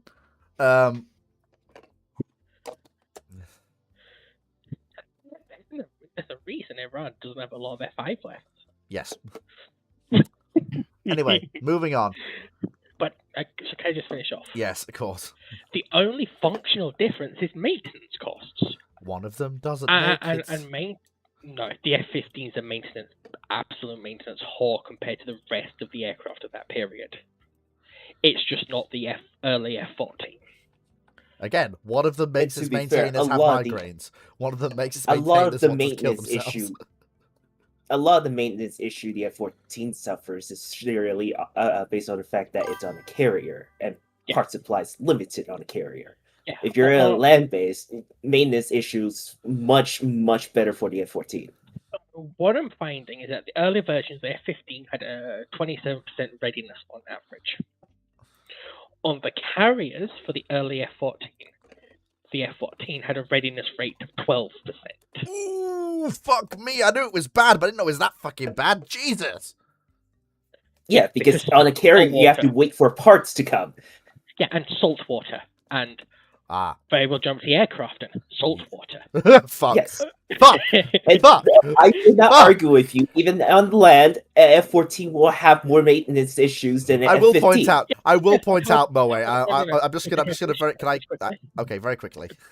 However, the 12% maintenance rate on carriers.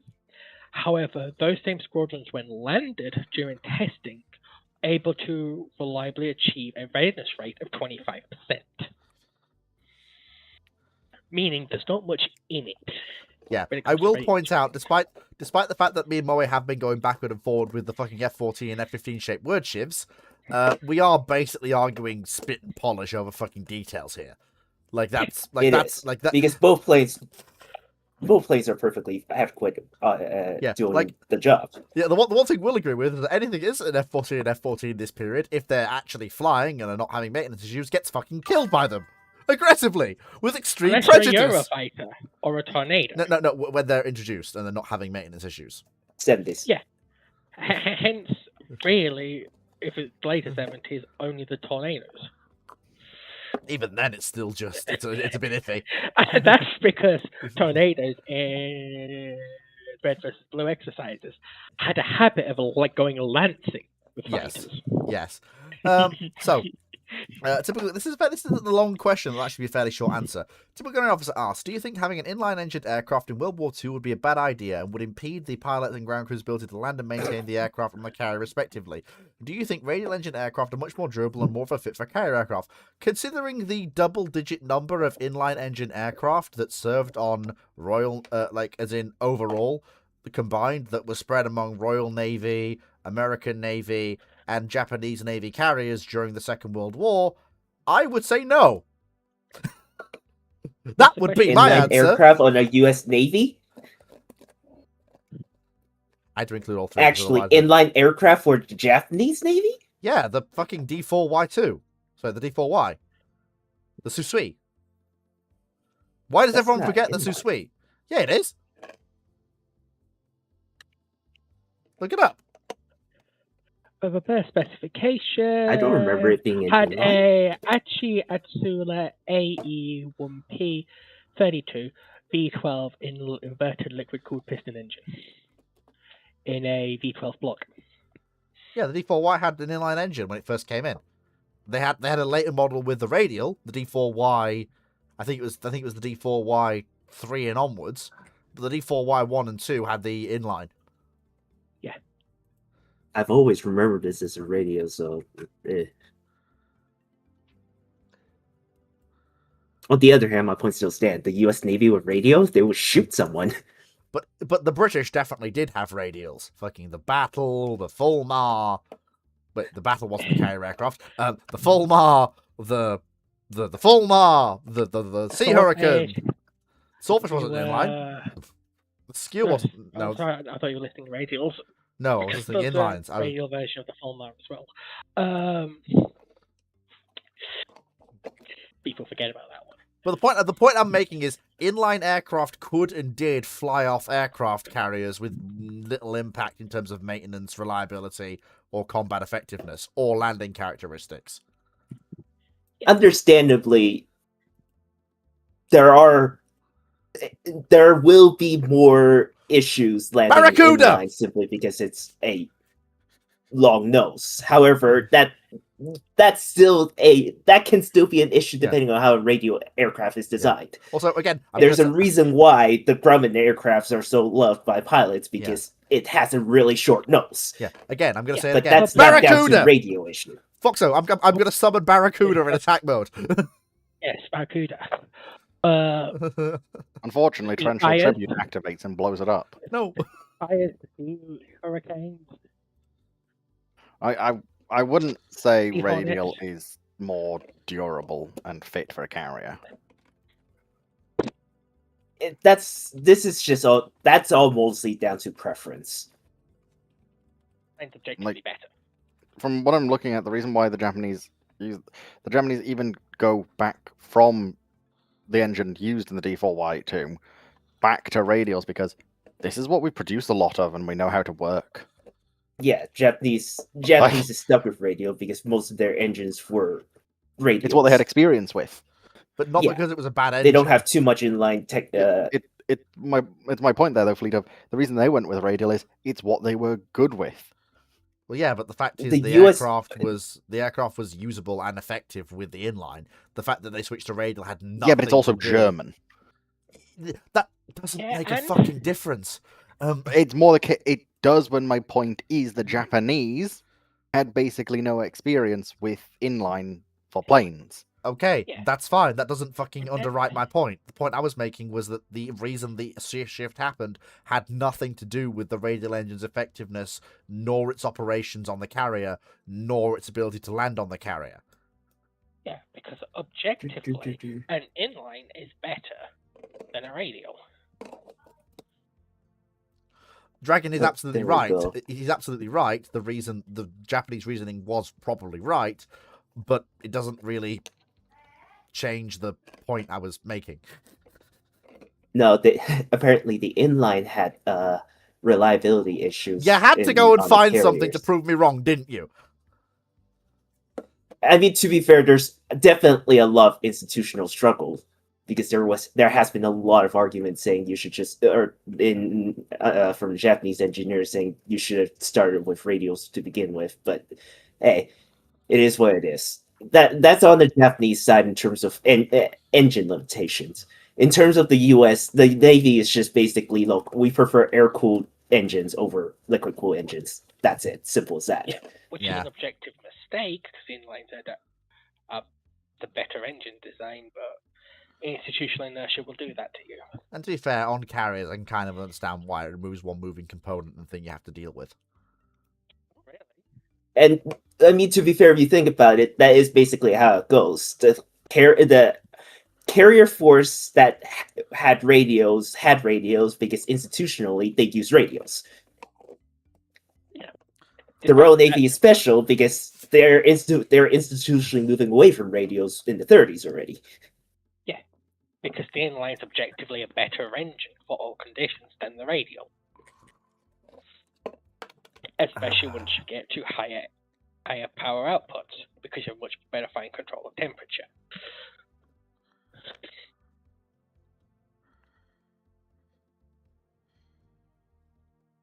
But fundamentally speaking, it makes not enough of a difference at the end of the day.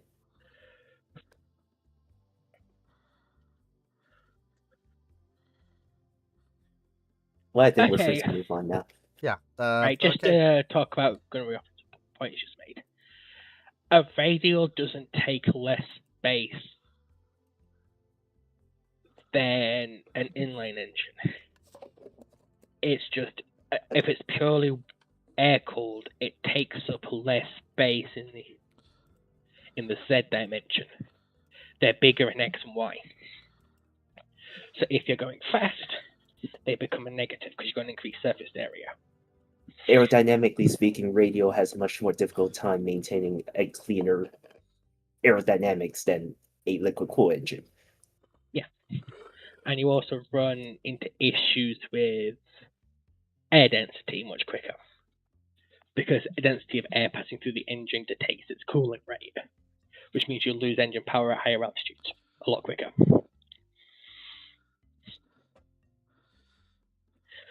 That's why radial engines tends to adopted water methanol injection much earlier than liquid cool engine. Yeah. Because that is the only way to keep a radial engine cool in higher altitude. Yeah, but at that point, literally spray water on it. But at that point, you've got a large in the X and Y axis engine. They've also had to add the radiators too. And most of the time, those radiators go in the wing route. They've added a lot more weight, and you've increased the size in the Y axis, in the Z axis as well. The only argument left around here by this stage is literally damage sustained. There could be a slight chance that a water-cooled engine takes a hit in the liquid radiator and start leaking coolant.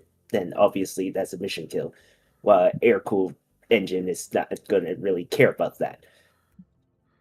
However, this is just basically a bunch of different sacrifices you have to make for the different performances you gain. In a vacuum, that's why it's a little bit of a tit and tat. But I still firmly believe this. In a vacuum, the US Navy would have been better served transitioning to an inline engine.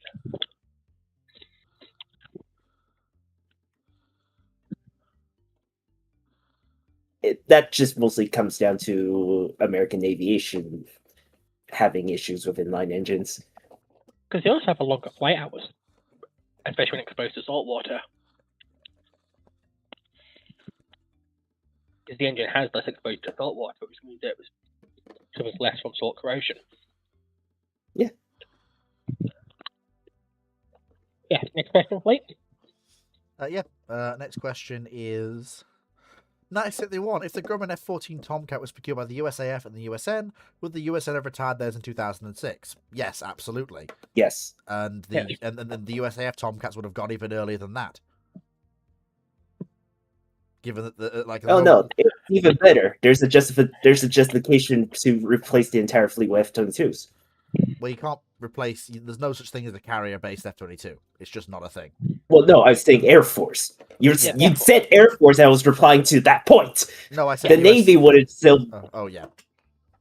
The Navy would still went with Super Hornet. Yeah. Sadly, because the little sister of the F-14 and the F-15 is still waiting in the wings, and she's going to stab both of them to death.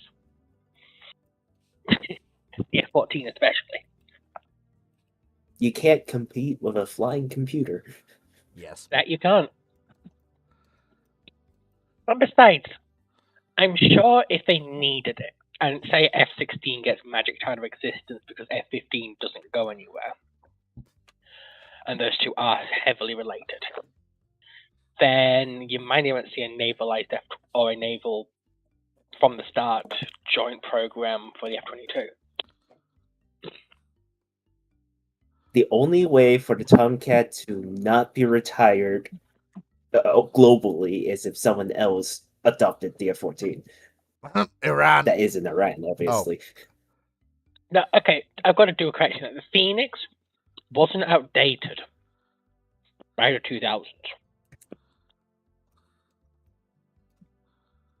The Phoenix was outdated because the role it was designed to fulfill had become obsolete in the 2000s.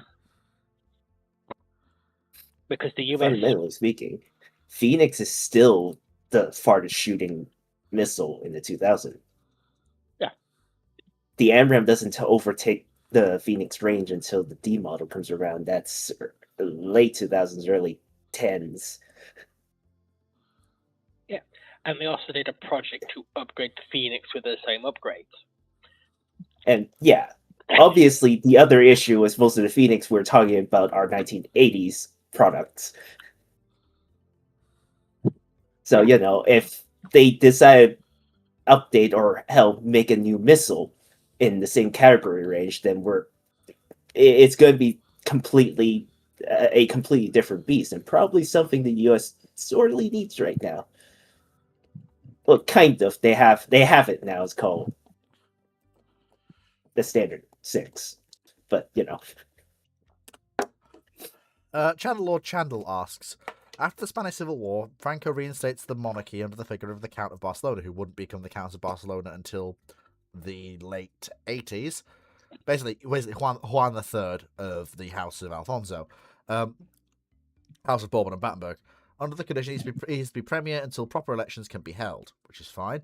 Of course, the Carlists, under Don Javier de Borbon Parma, have the primary right of succession should no male heir of Don Juan remain in the future, which one does, which we know as the historical first modern king of Spain, Juan Carlos, as well as wide-ranging concessions to the church. How does this affect Spanish political and economic evolution in the 40s? If Franco is serious about restoring proper elections, then you've literally just sped run the creation of modern Spain. You have just sped run the creation of modern Spain. That's what you've done. You have skipped the whole Francoist period.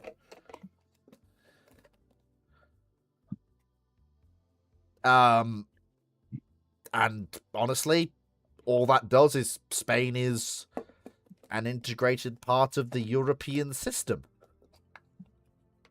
Well, as much as it was historically. Bear in mind, despite being fascist, Spain wasn't under any sanctions or diplomatic isolation for the majority of its existence as a fascist state.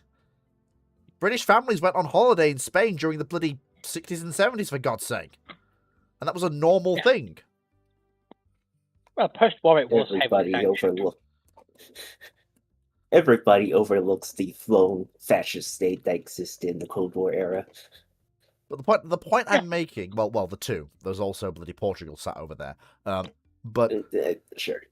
But again, the point I'm making is you basically instead of taking it from, you've just got normal Spain in Europe, which you have a constitutional monarchy. Yeah.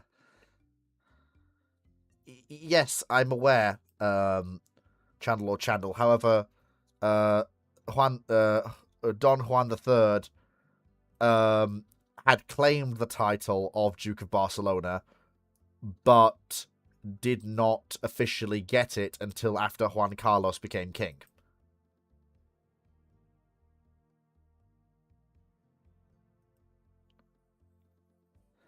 yes, he started using it, but he was not officially the Count of Barcelona until his son became king. Just that is important to know. He can claim to be it all he likes, unless it's officially granted to him as a title, he's not it. The point, anyway, this is beside the point. You've basically got a Spain that will remain neutral through the Second World War. Well, no. Look at the article for the man on Wikipedia. It literally says that he was granted officially the title of the Count of Barcelona after Juan Carlos became king. It literally says it.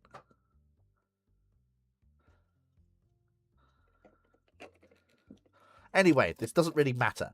The point I'm making is, stop getting into the weeds about Spanish monarchical titles. The Spanish state is a constitutional monarchy. Basically, just it's a stable, democratic, constitutional monarchy. And will probably recover slightly better than this from the Civil War.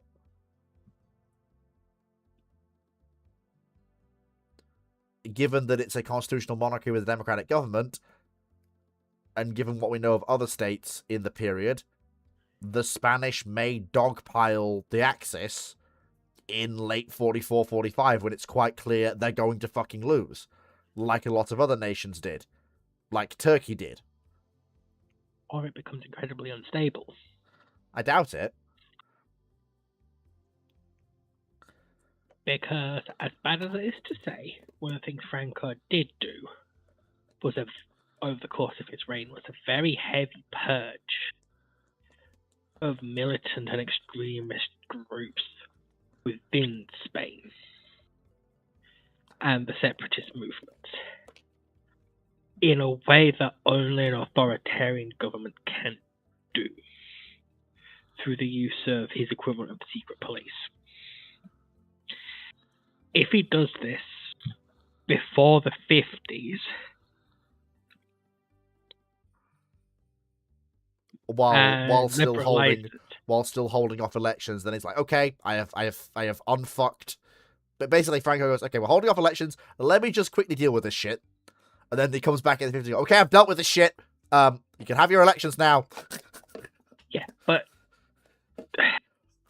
the issue is that if you liberalise Spain before it liberalises naturally, you run into the issue of the same problem it had historically prior to the Civil War. Yeah, because it was the normalisation under Franco and relative functional governance provided by a relatively domestically competent dictator that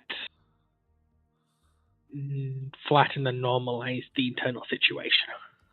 So basically, it created an environment where, unlike in the 30s under a democratic government, where the best way to get your voice to be heard wasn't shooting at people. Yeah. Because of the iron-fisted nature of authoritarian fascism. Yeah. You take that out without taking out the elements. Yeah. So basically, you basically have to have the Francoist caretaker government under the monarchy for at least a good decade, maybe more. Decade and a half, probably. Because it's something that, especially the people don't tend to realise is civil wars don't just tear apart the country politically. They tear apart the social fabric of a country and how people understand authority in that country. And Franco spent a good 20 years rebuilding Spain's sources of authority through his fascist government. It is worth... Wait, hang on. Are you telling me that the reason that Franco, a monarchist, didn't restore the monarchy was literally because he was rebuilding Spain to hand off to the monarch Juan Carlos to do with what he wanted. As soon as he felt it was stable that Juan Carlos could do what he wanted without Spain imploding on him. Is that what you're telling me? Maybe not intentionally, but by creating sources of authority based in the party. Right, so social authority, things people listen to. In the modern era, that's influencers, that's government officials, that's the Prime Minister. Civil wars are really good at getting nobody to trust any form of authority, except the person with the rifle telling them what to do. What Franco spent the next 20 years doing was rebuilding that structure of authority in Spain, so people wouldn't just listen to military, they would listen to the party and the government. And they would listen to members of authority in the local community, hence the church, and why he put some emphasis on the church, to create more sources of authority that answer to him, so that if one of those sources of authority fails, say a corrupt militarist underling fucks things up, then the people in the country don't lose all respect for him and lose authority. And he loses authority in the region. But after the Spanish Civil War, and after a lot of civil wars, especially when it's a republic that's done it, people don't respect that government institution or that government anymore. They don't care enough the fact that because they've just gone and shot the people in government and started shooting at their political enemies. If you transition back to a democracy or even a constitutional monarchy too quickly, you put power in the hands of an institution that doesn't have any social authority, which means people don't listen to that source of authority unless they are forced to. Hence the phrase, if a law is on the books but nobody enforces it, is it actually a law? And that issue, the Spanish Parliament, also applied to the Spanish monarchy. Thus, Franco was a weird figure because he was a fascist, but he also wasn't a Hitler-style fascist. He was one of Mussolini's. There's a reason. Where there is a reason why the Spanish style of fascism, the Falange, or well, actually no, the government that Franco presided over. There's a reason why it's called Francoism sometimes, because it's this weird mix of traditional authoritarianism, a little bit of the softly, a little bit of religion, a little bit of monarchism, and also a little bit of fascism. It's all a bit weird. Yeah, because how I describe this idea is you've sort of got two ballparks of fascism. You've got absolutist fascism, and you've got compromisal fascism. Compromisal fascism is best seen in countries like Spain and Italy, where there is a fascist government with fascist tools within the state, but the authority of that fascist government is not absolute. It still has to deal with the compromising power. So in Mussolini's case, he had to deal with the king and he had to deal with the Italian parliament. And the fact that no matter how much he wanted to, he couldn't just shoot members of the Senate. Then you compare that to the Hitlerite forms of fascism and the absolute fascists, which we see in Nazi Germany and stuff like, so I want to say one of the Central American countries, and honestly kind of Japan in the later war, where it's absolutist almost in the Enlightenment period way. Except you've replaced the monarch with absolute power on a personal level from the country with the dictator. So Gaddafiism and what's the name for the Saddam Hussein's still in the book? His political ideology. Fuck, I forgot the names. But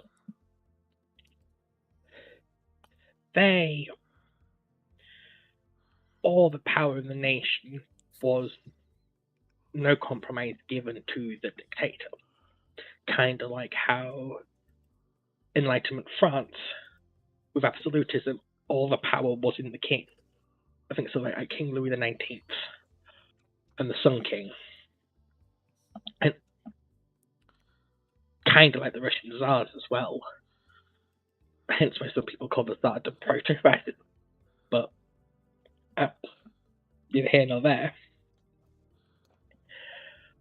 And Spain was in a position where Franco knew he didn't have the social authority to go for an absolutist kind of fascism like Hitler achieved. Because his forces that gained control in the Civil War were a broad right-wing coalition with monarchists. Well, two different brands of monarchists that both wanted to put different people on the throne. There were socialists in there was conservatives in there, and there were literal Nazis in there. I'm talking literal Nazis because members of the actual Nazi party, because quite a lot of the people that served in the expeditionary forces done by the Nazis into the Spanish Civil War stayed in advisory positions. And thus he had to distribute political and social authority out, which, when he loses power, means that there is the foundation for a civilian government to be built upon. Whether that be constitutional, a dictatorial successor like he wanted, or a monarch.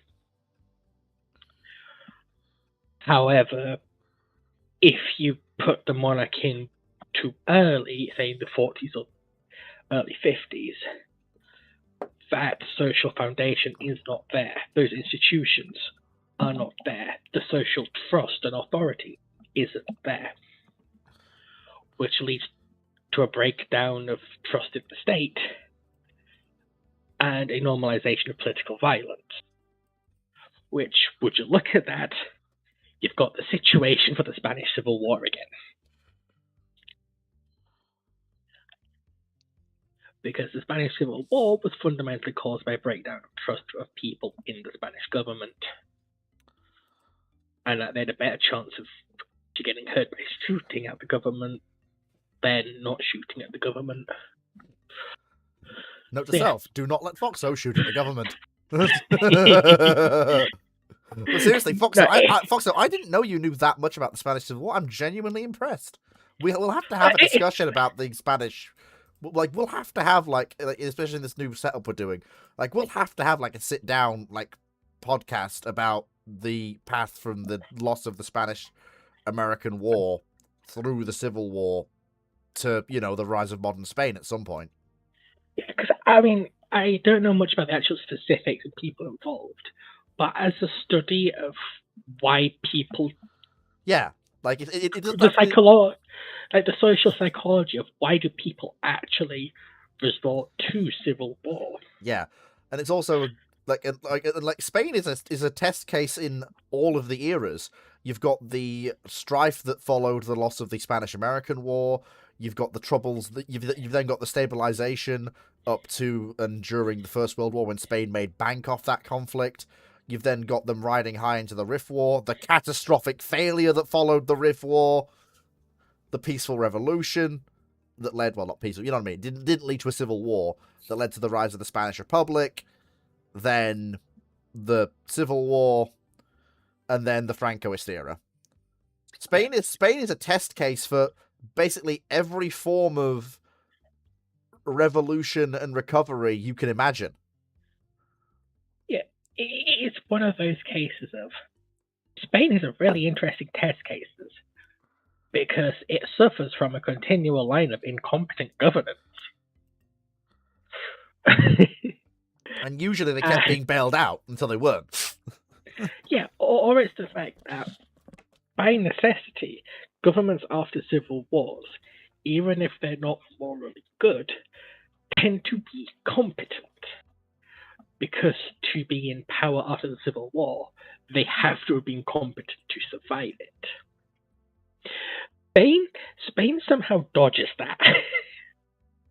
And the governments that come in after these coups are just as incompetent as the one they replaced.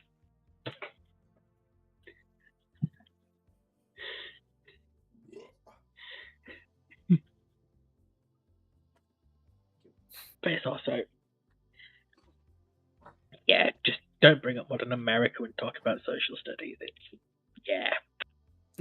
Yeah.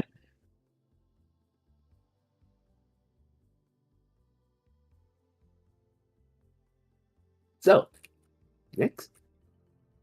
Next question.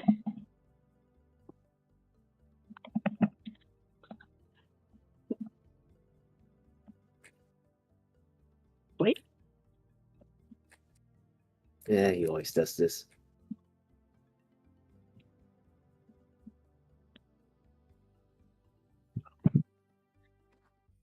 And it was never heard from again. Yeah. Just to clarify a point I brought up when I brought up absolutism and fascism. We have been on this question for a teeny tiny bit. So, Oh, sorry, I thought you had gone. So, I go. called for you. I had for a second, but I had to very quickly deal with something. Sorry, there wasn't time to say I was going. But Yeah, anyway, please move on. yes. Admiral Worsley, Insanity 2 asks, worst ICBM ever? Go. Probably the V2 because it was the first. No, I don't know. The V2 isn't an ICBM. But anyway, worst ICBM ever would probably. I'm struggling to think of any ICBMs that were absolute chronic failures that actually entered service. The Satans? Not really. Even that. The Satan's fine. Nothing wrong with it. The problem is, we don't know because most ICBMs were not really fired that often. I'm trying to think of any ICBMs that are actually genuinely terrible and don't do the job they're supposed to do. And I can't think of any. It's such a small pool. It's like. And also, they're the things that are supposed to carry. They are the one thing where this fucking works. No matter how much it costs, this thing fucking works. So I bring up the Satan because of all ICBMs, when it was being test launched, it had a habit of exploding on climb. But again, they fixed it because again, it had to fucking work. Yeah, but it's believed that they kept that fault mitigated, but they still had that fault. They still have that fault to the modern day. The issue just is that if you're using an ICBM, you're volley firing 200 or 500 of the fuckers. It doesn't matter if 1, 2, 3, 4 of them fail. Not at the scale the Russians are using them, no. Yeah, it's like. But in terms of like actual ICBMs that are genuinely terrible, again, like as me and Fox have said, these are weapon systems that you do not bring it into service unless its failure rate is minimal to none. These are weapon systems that you do not take chances on, given their role.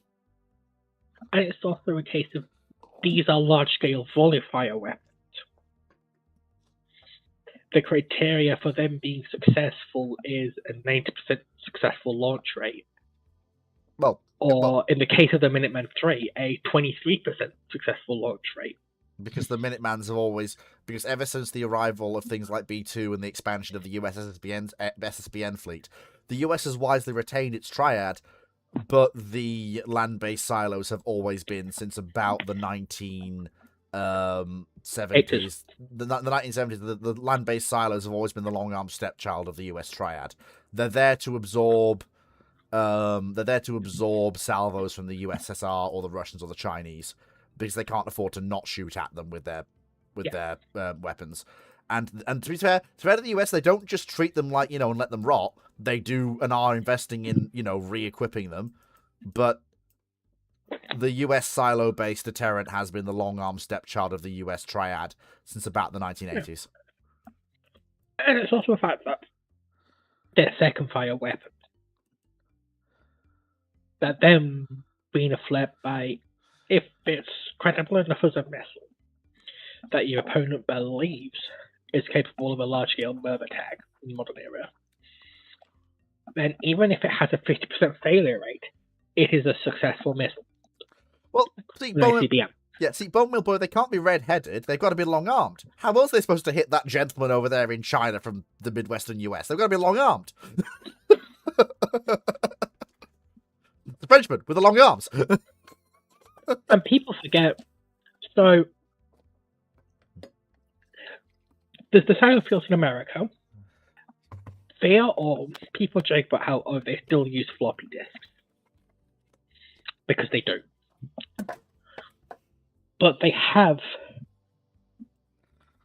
a landline-based communication and verification network with a high enough bit rate, and that's hardened against nuclear blast effects.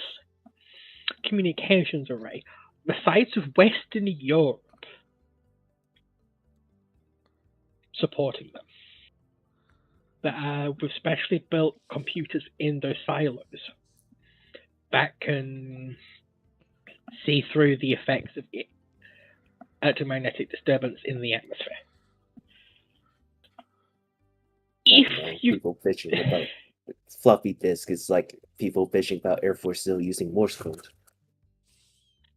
Yeah, it's by design. You don't want them networked through Wi-Fi. But it's sort of, if you take off the lens of, it's primitive technology compared to what we're using now, the American silophers are one of the wonders of the modern world from an engineering perspective. And so are the Siberian ones.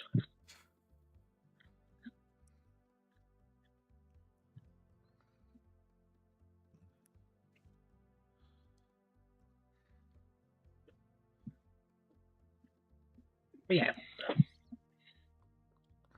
The answer is every ICBM is a good ICBM. Yeah. Because to perform the job of an ICBM, it doesn't technically need to work. Yeah.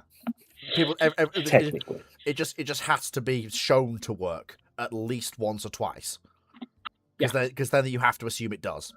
Although it is worth pointing out, ideally, and this is the case for pretty much 99% of ICBMs, they all do work. Like the North Koreans, despite their flaws, are not going to test something and then go, okay, that's it, we're shuttering the program, we've shown it to the West. No, their stockpiles fucking work. Yeah, okay. Right. Typical gunnery officer. The North Korean ICBM isn't the best ICBM on the planet, but it's a functional missile that can deliver the warhead where they want it to go. They're also building MIRVs now, and even prior to Russian assistance, a tiny kingdom completely independently built a transporter erector vehicle launched ICBM that can hit the continental United States. I don't care what your margin for fucking success is. That's fucking decent engineering right there. Like, I'm sorry, but they function well enough that occasionally I get random alarm clock ringings from the government. Yeah. They work. Because ICBMs are tricking nuclear warheads. It doesn't matter that your missile has a circular area probable of 20, 30 miles in radii. Because a multi-megaton nuclear warhead, that's all within the splash zone of the warhead, baby. And also, politely, that's only for North Korean ICBMs. The North Korean medium-range ballistic missiles that threaten South Korea and Japan, their CEPs are down to, like, yeah, we're talking thousands of yards for them. And they can carry nukes as well. And that is good. 2 miles.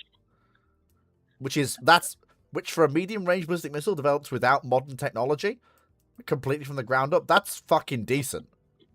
Yeah. As simple as this. The North Koreans have fired many missiles into the Sea of Japan. They have yet to actually hit Japan, indicating they're probably good enough or accurate enough with those things to ensure that, yeah, we know exactly where we need to aim for. Yeah, they are. That is the point of that strike. It's that we are confident that we fire this and it comes nowhere near you.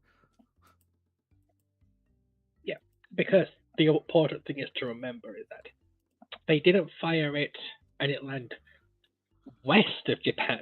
They land east of Japan. They land in the Pacific. Exactly. So it's also the implication of these are reliable enough. We trust that it won't follow Tokyo. Mm-hmm.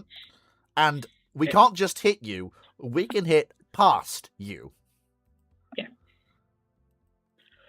And once you achieve that, and a missile, an ICBM can do that, it's a good ICBM. To be fair, fundamentally, it's ballistics. Things goes up, things goes down. Yeah, but ICBMs are so their success is based off the implication, not the reality. Because if the reality, their functionality, is coming through, you failed. Indeed. And it's now 45 seconds to midnight. Well done. Woo! Anyway. Yippee! The North Koreans are getting invaded by the South and everyone else because they fucked up. Yay! Anyway, Chandler asks, Fleet, will we see a Monarchist France playthrough in Hoi 4 anytime soon, preferably with the Road 56 mod? I mean, if people want me to do a Hoi 4 playthrough, I can do. Haven't done one of those. Well, I guess we know what we're doing. I haven't done one of those since I did the long play of Great Britain, where I learned how to actually do Hoi 4. If you remember. You know, I've heard that before, and it's yet to be true. Oh no, sorry, I have. No, sorry, sorry, I have. Sorry, I did do the whole. Hoi 4 pre-recorded when I was out in Japan. So yeah, there is that. I did do that, and the last one was 2 months ago when I created a custom world and then played it. But apart from that, the last time the last time sorry, the last time was the finale of that Hoi 4 game where I played as Imperial Britain, formed the Imperial Federation, then killed France. That was the last Hoi 4 stream on the old computer. Good lord, that was some time. Wow. That was a long time ago. Jesus. What a time that was. Good times. Good times. That was when Sunday streaming was still running on the regular. I suppose it is back now, actually, since I do a Sunday stream every Sunday, but I just don't call it Sunday streaming. That's fine. But yeah. Anyway, so that is actually the Fleet's catch-up ramblings done. I thought there would be more questions, but no, we've actually done it. I'm just going to check again, but no, that seems to be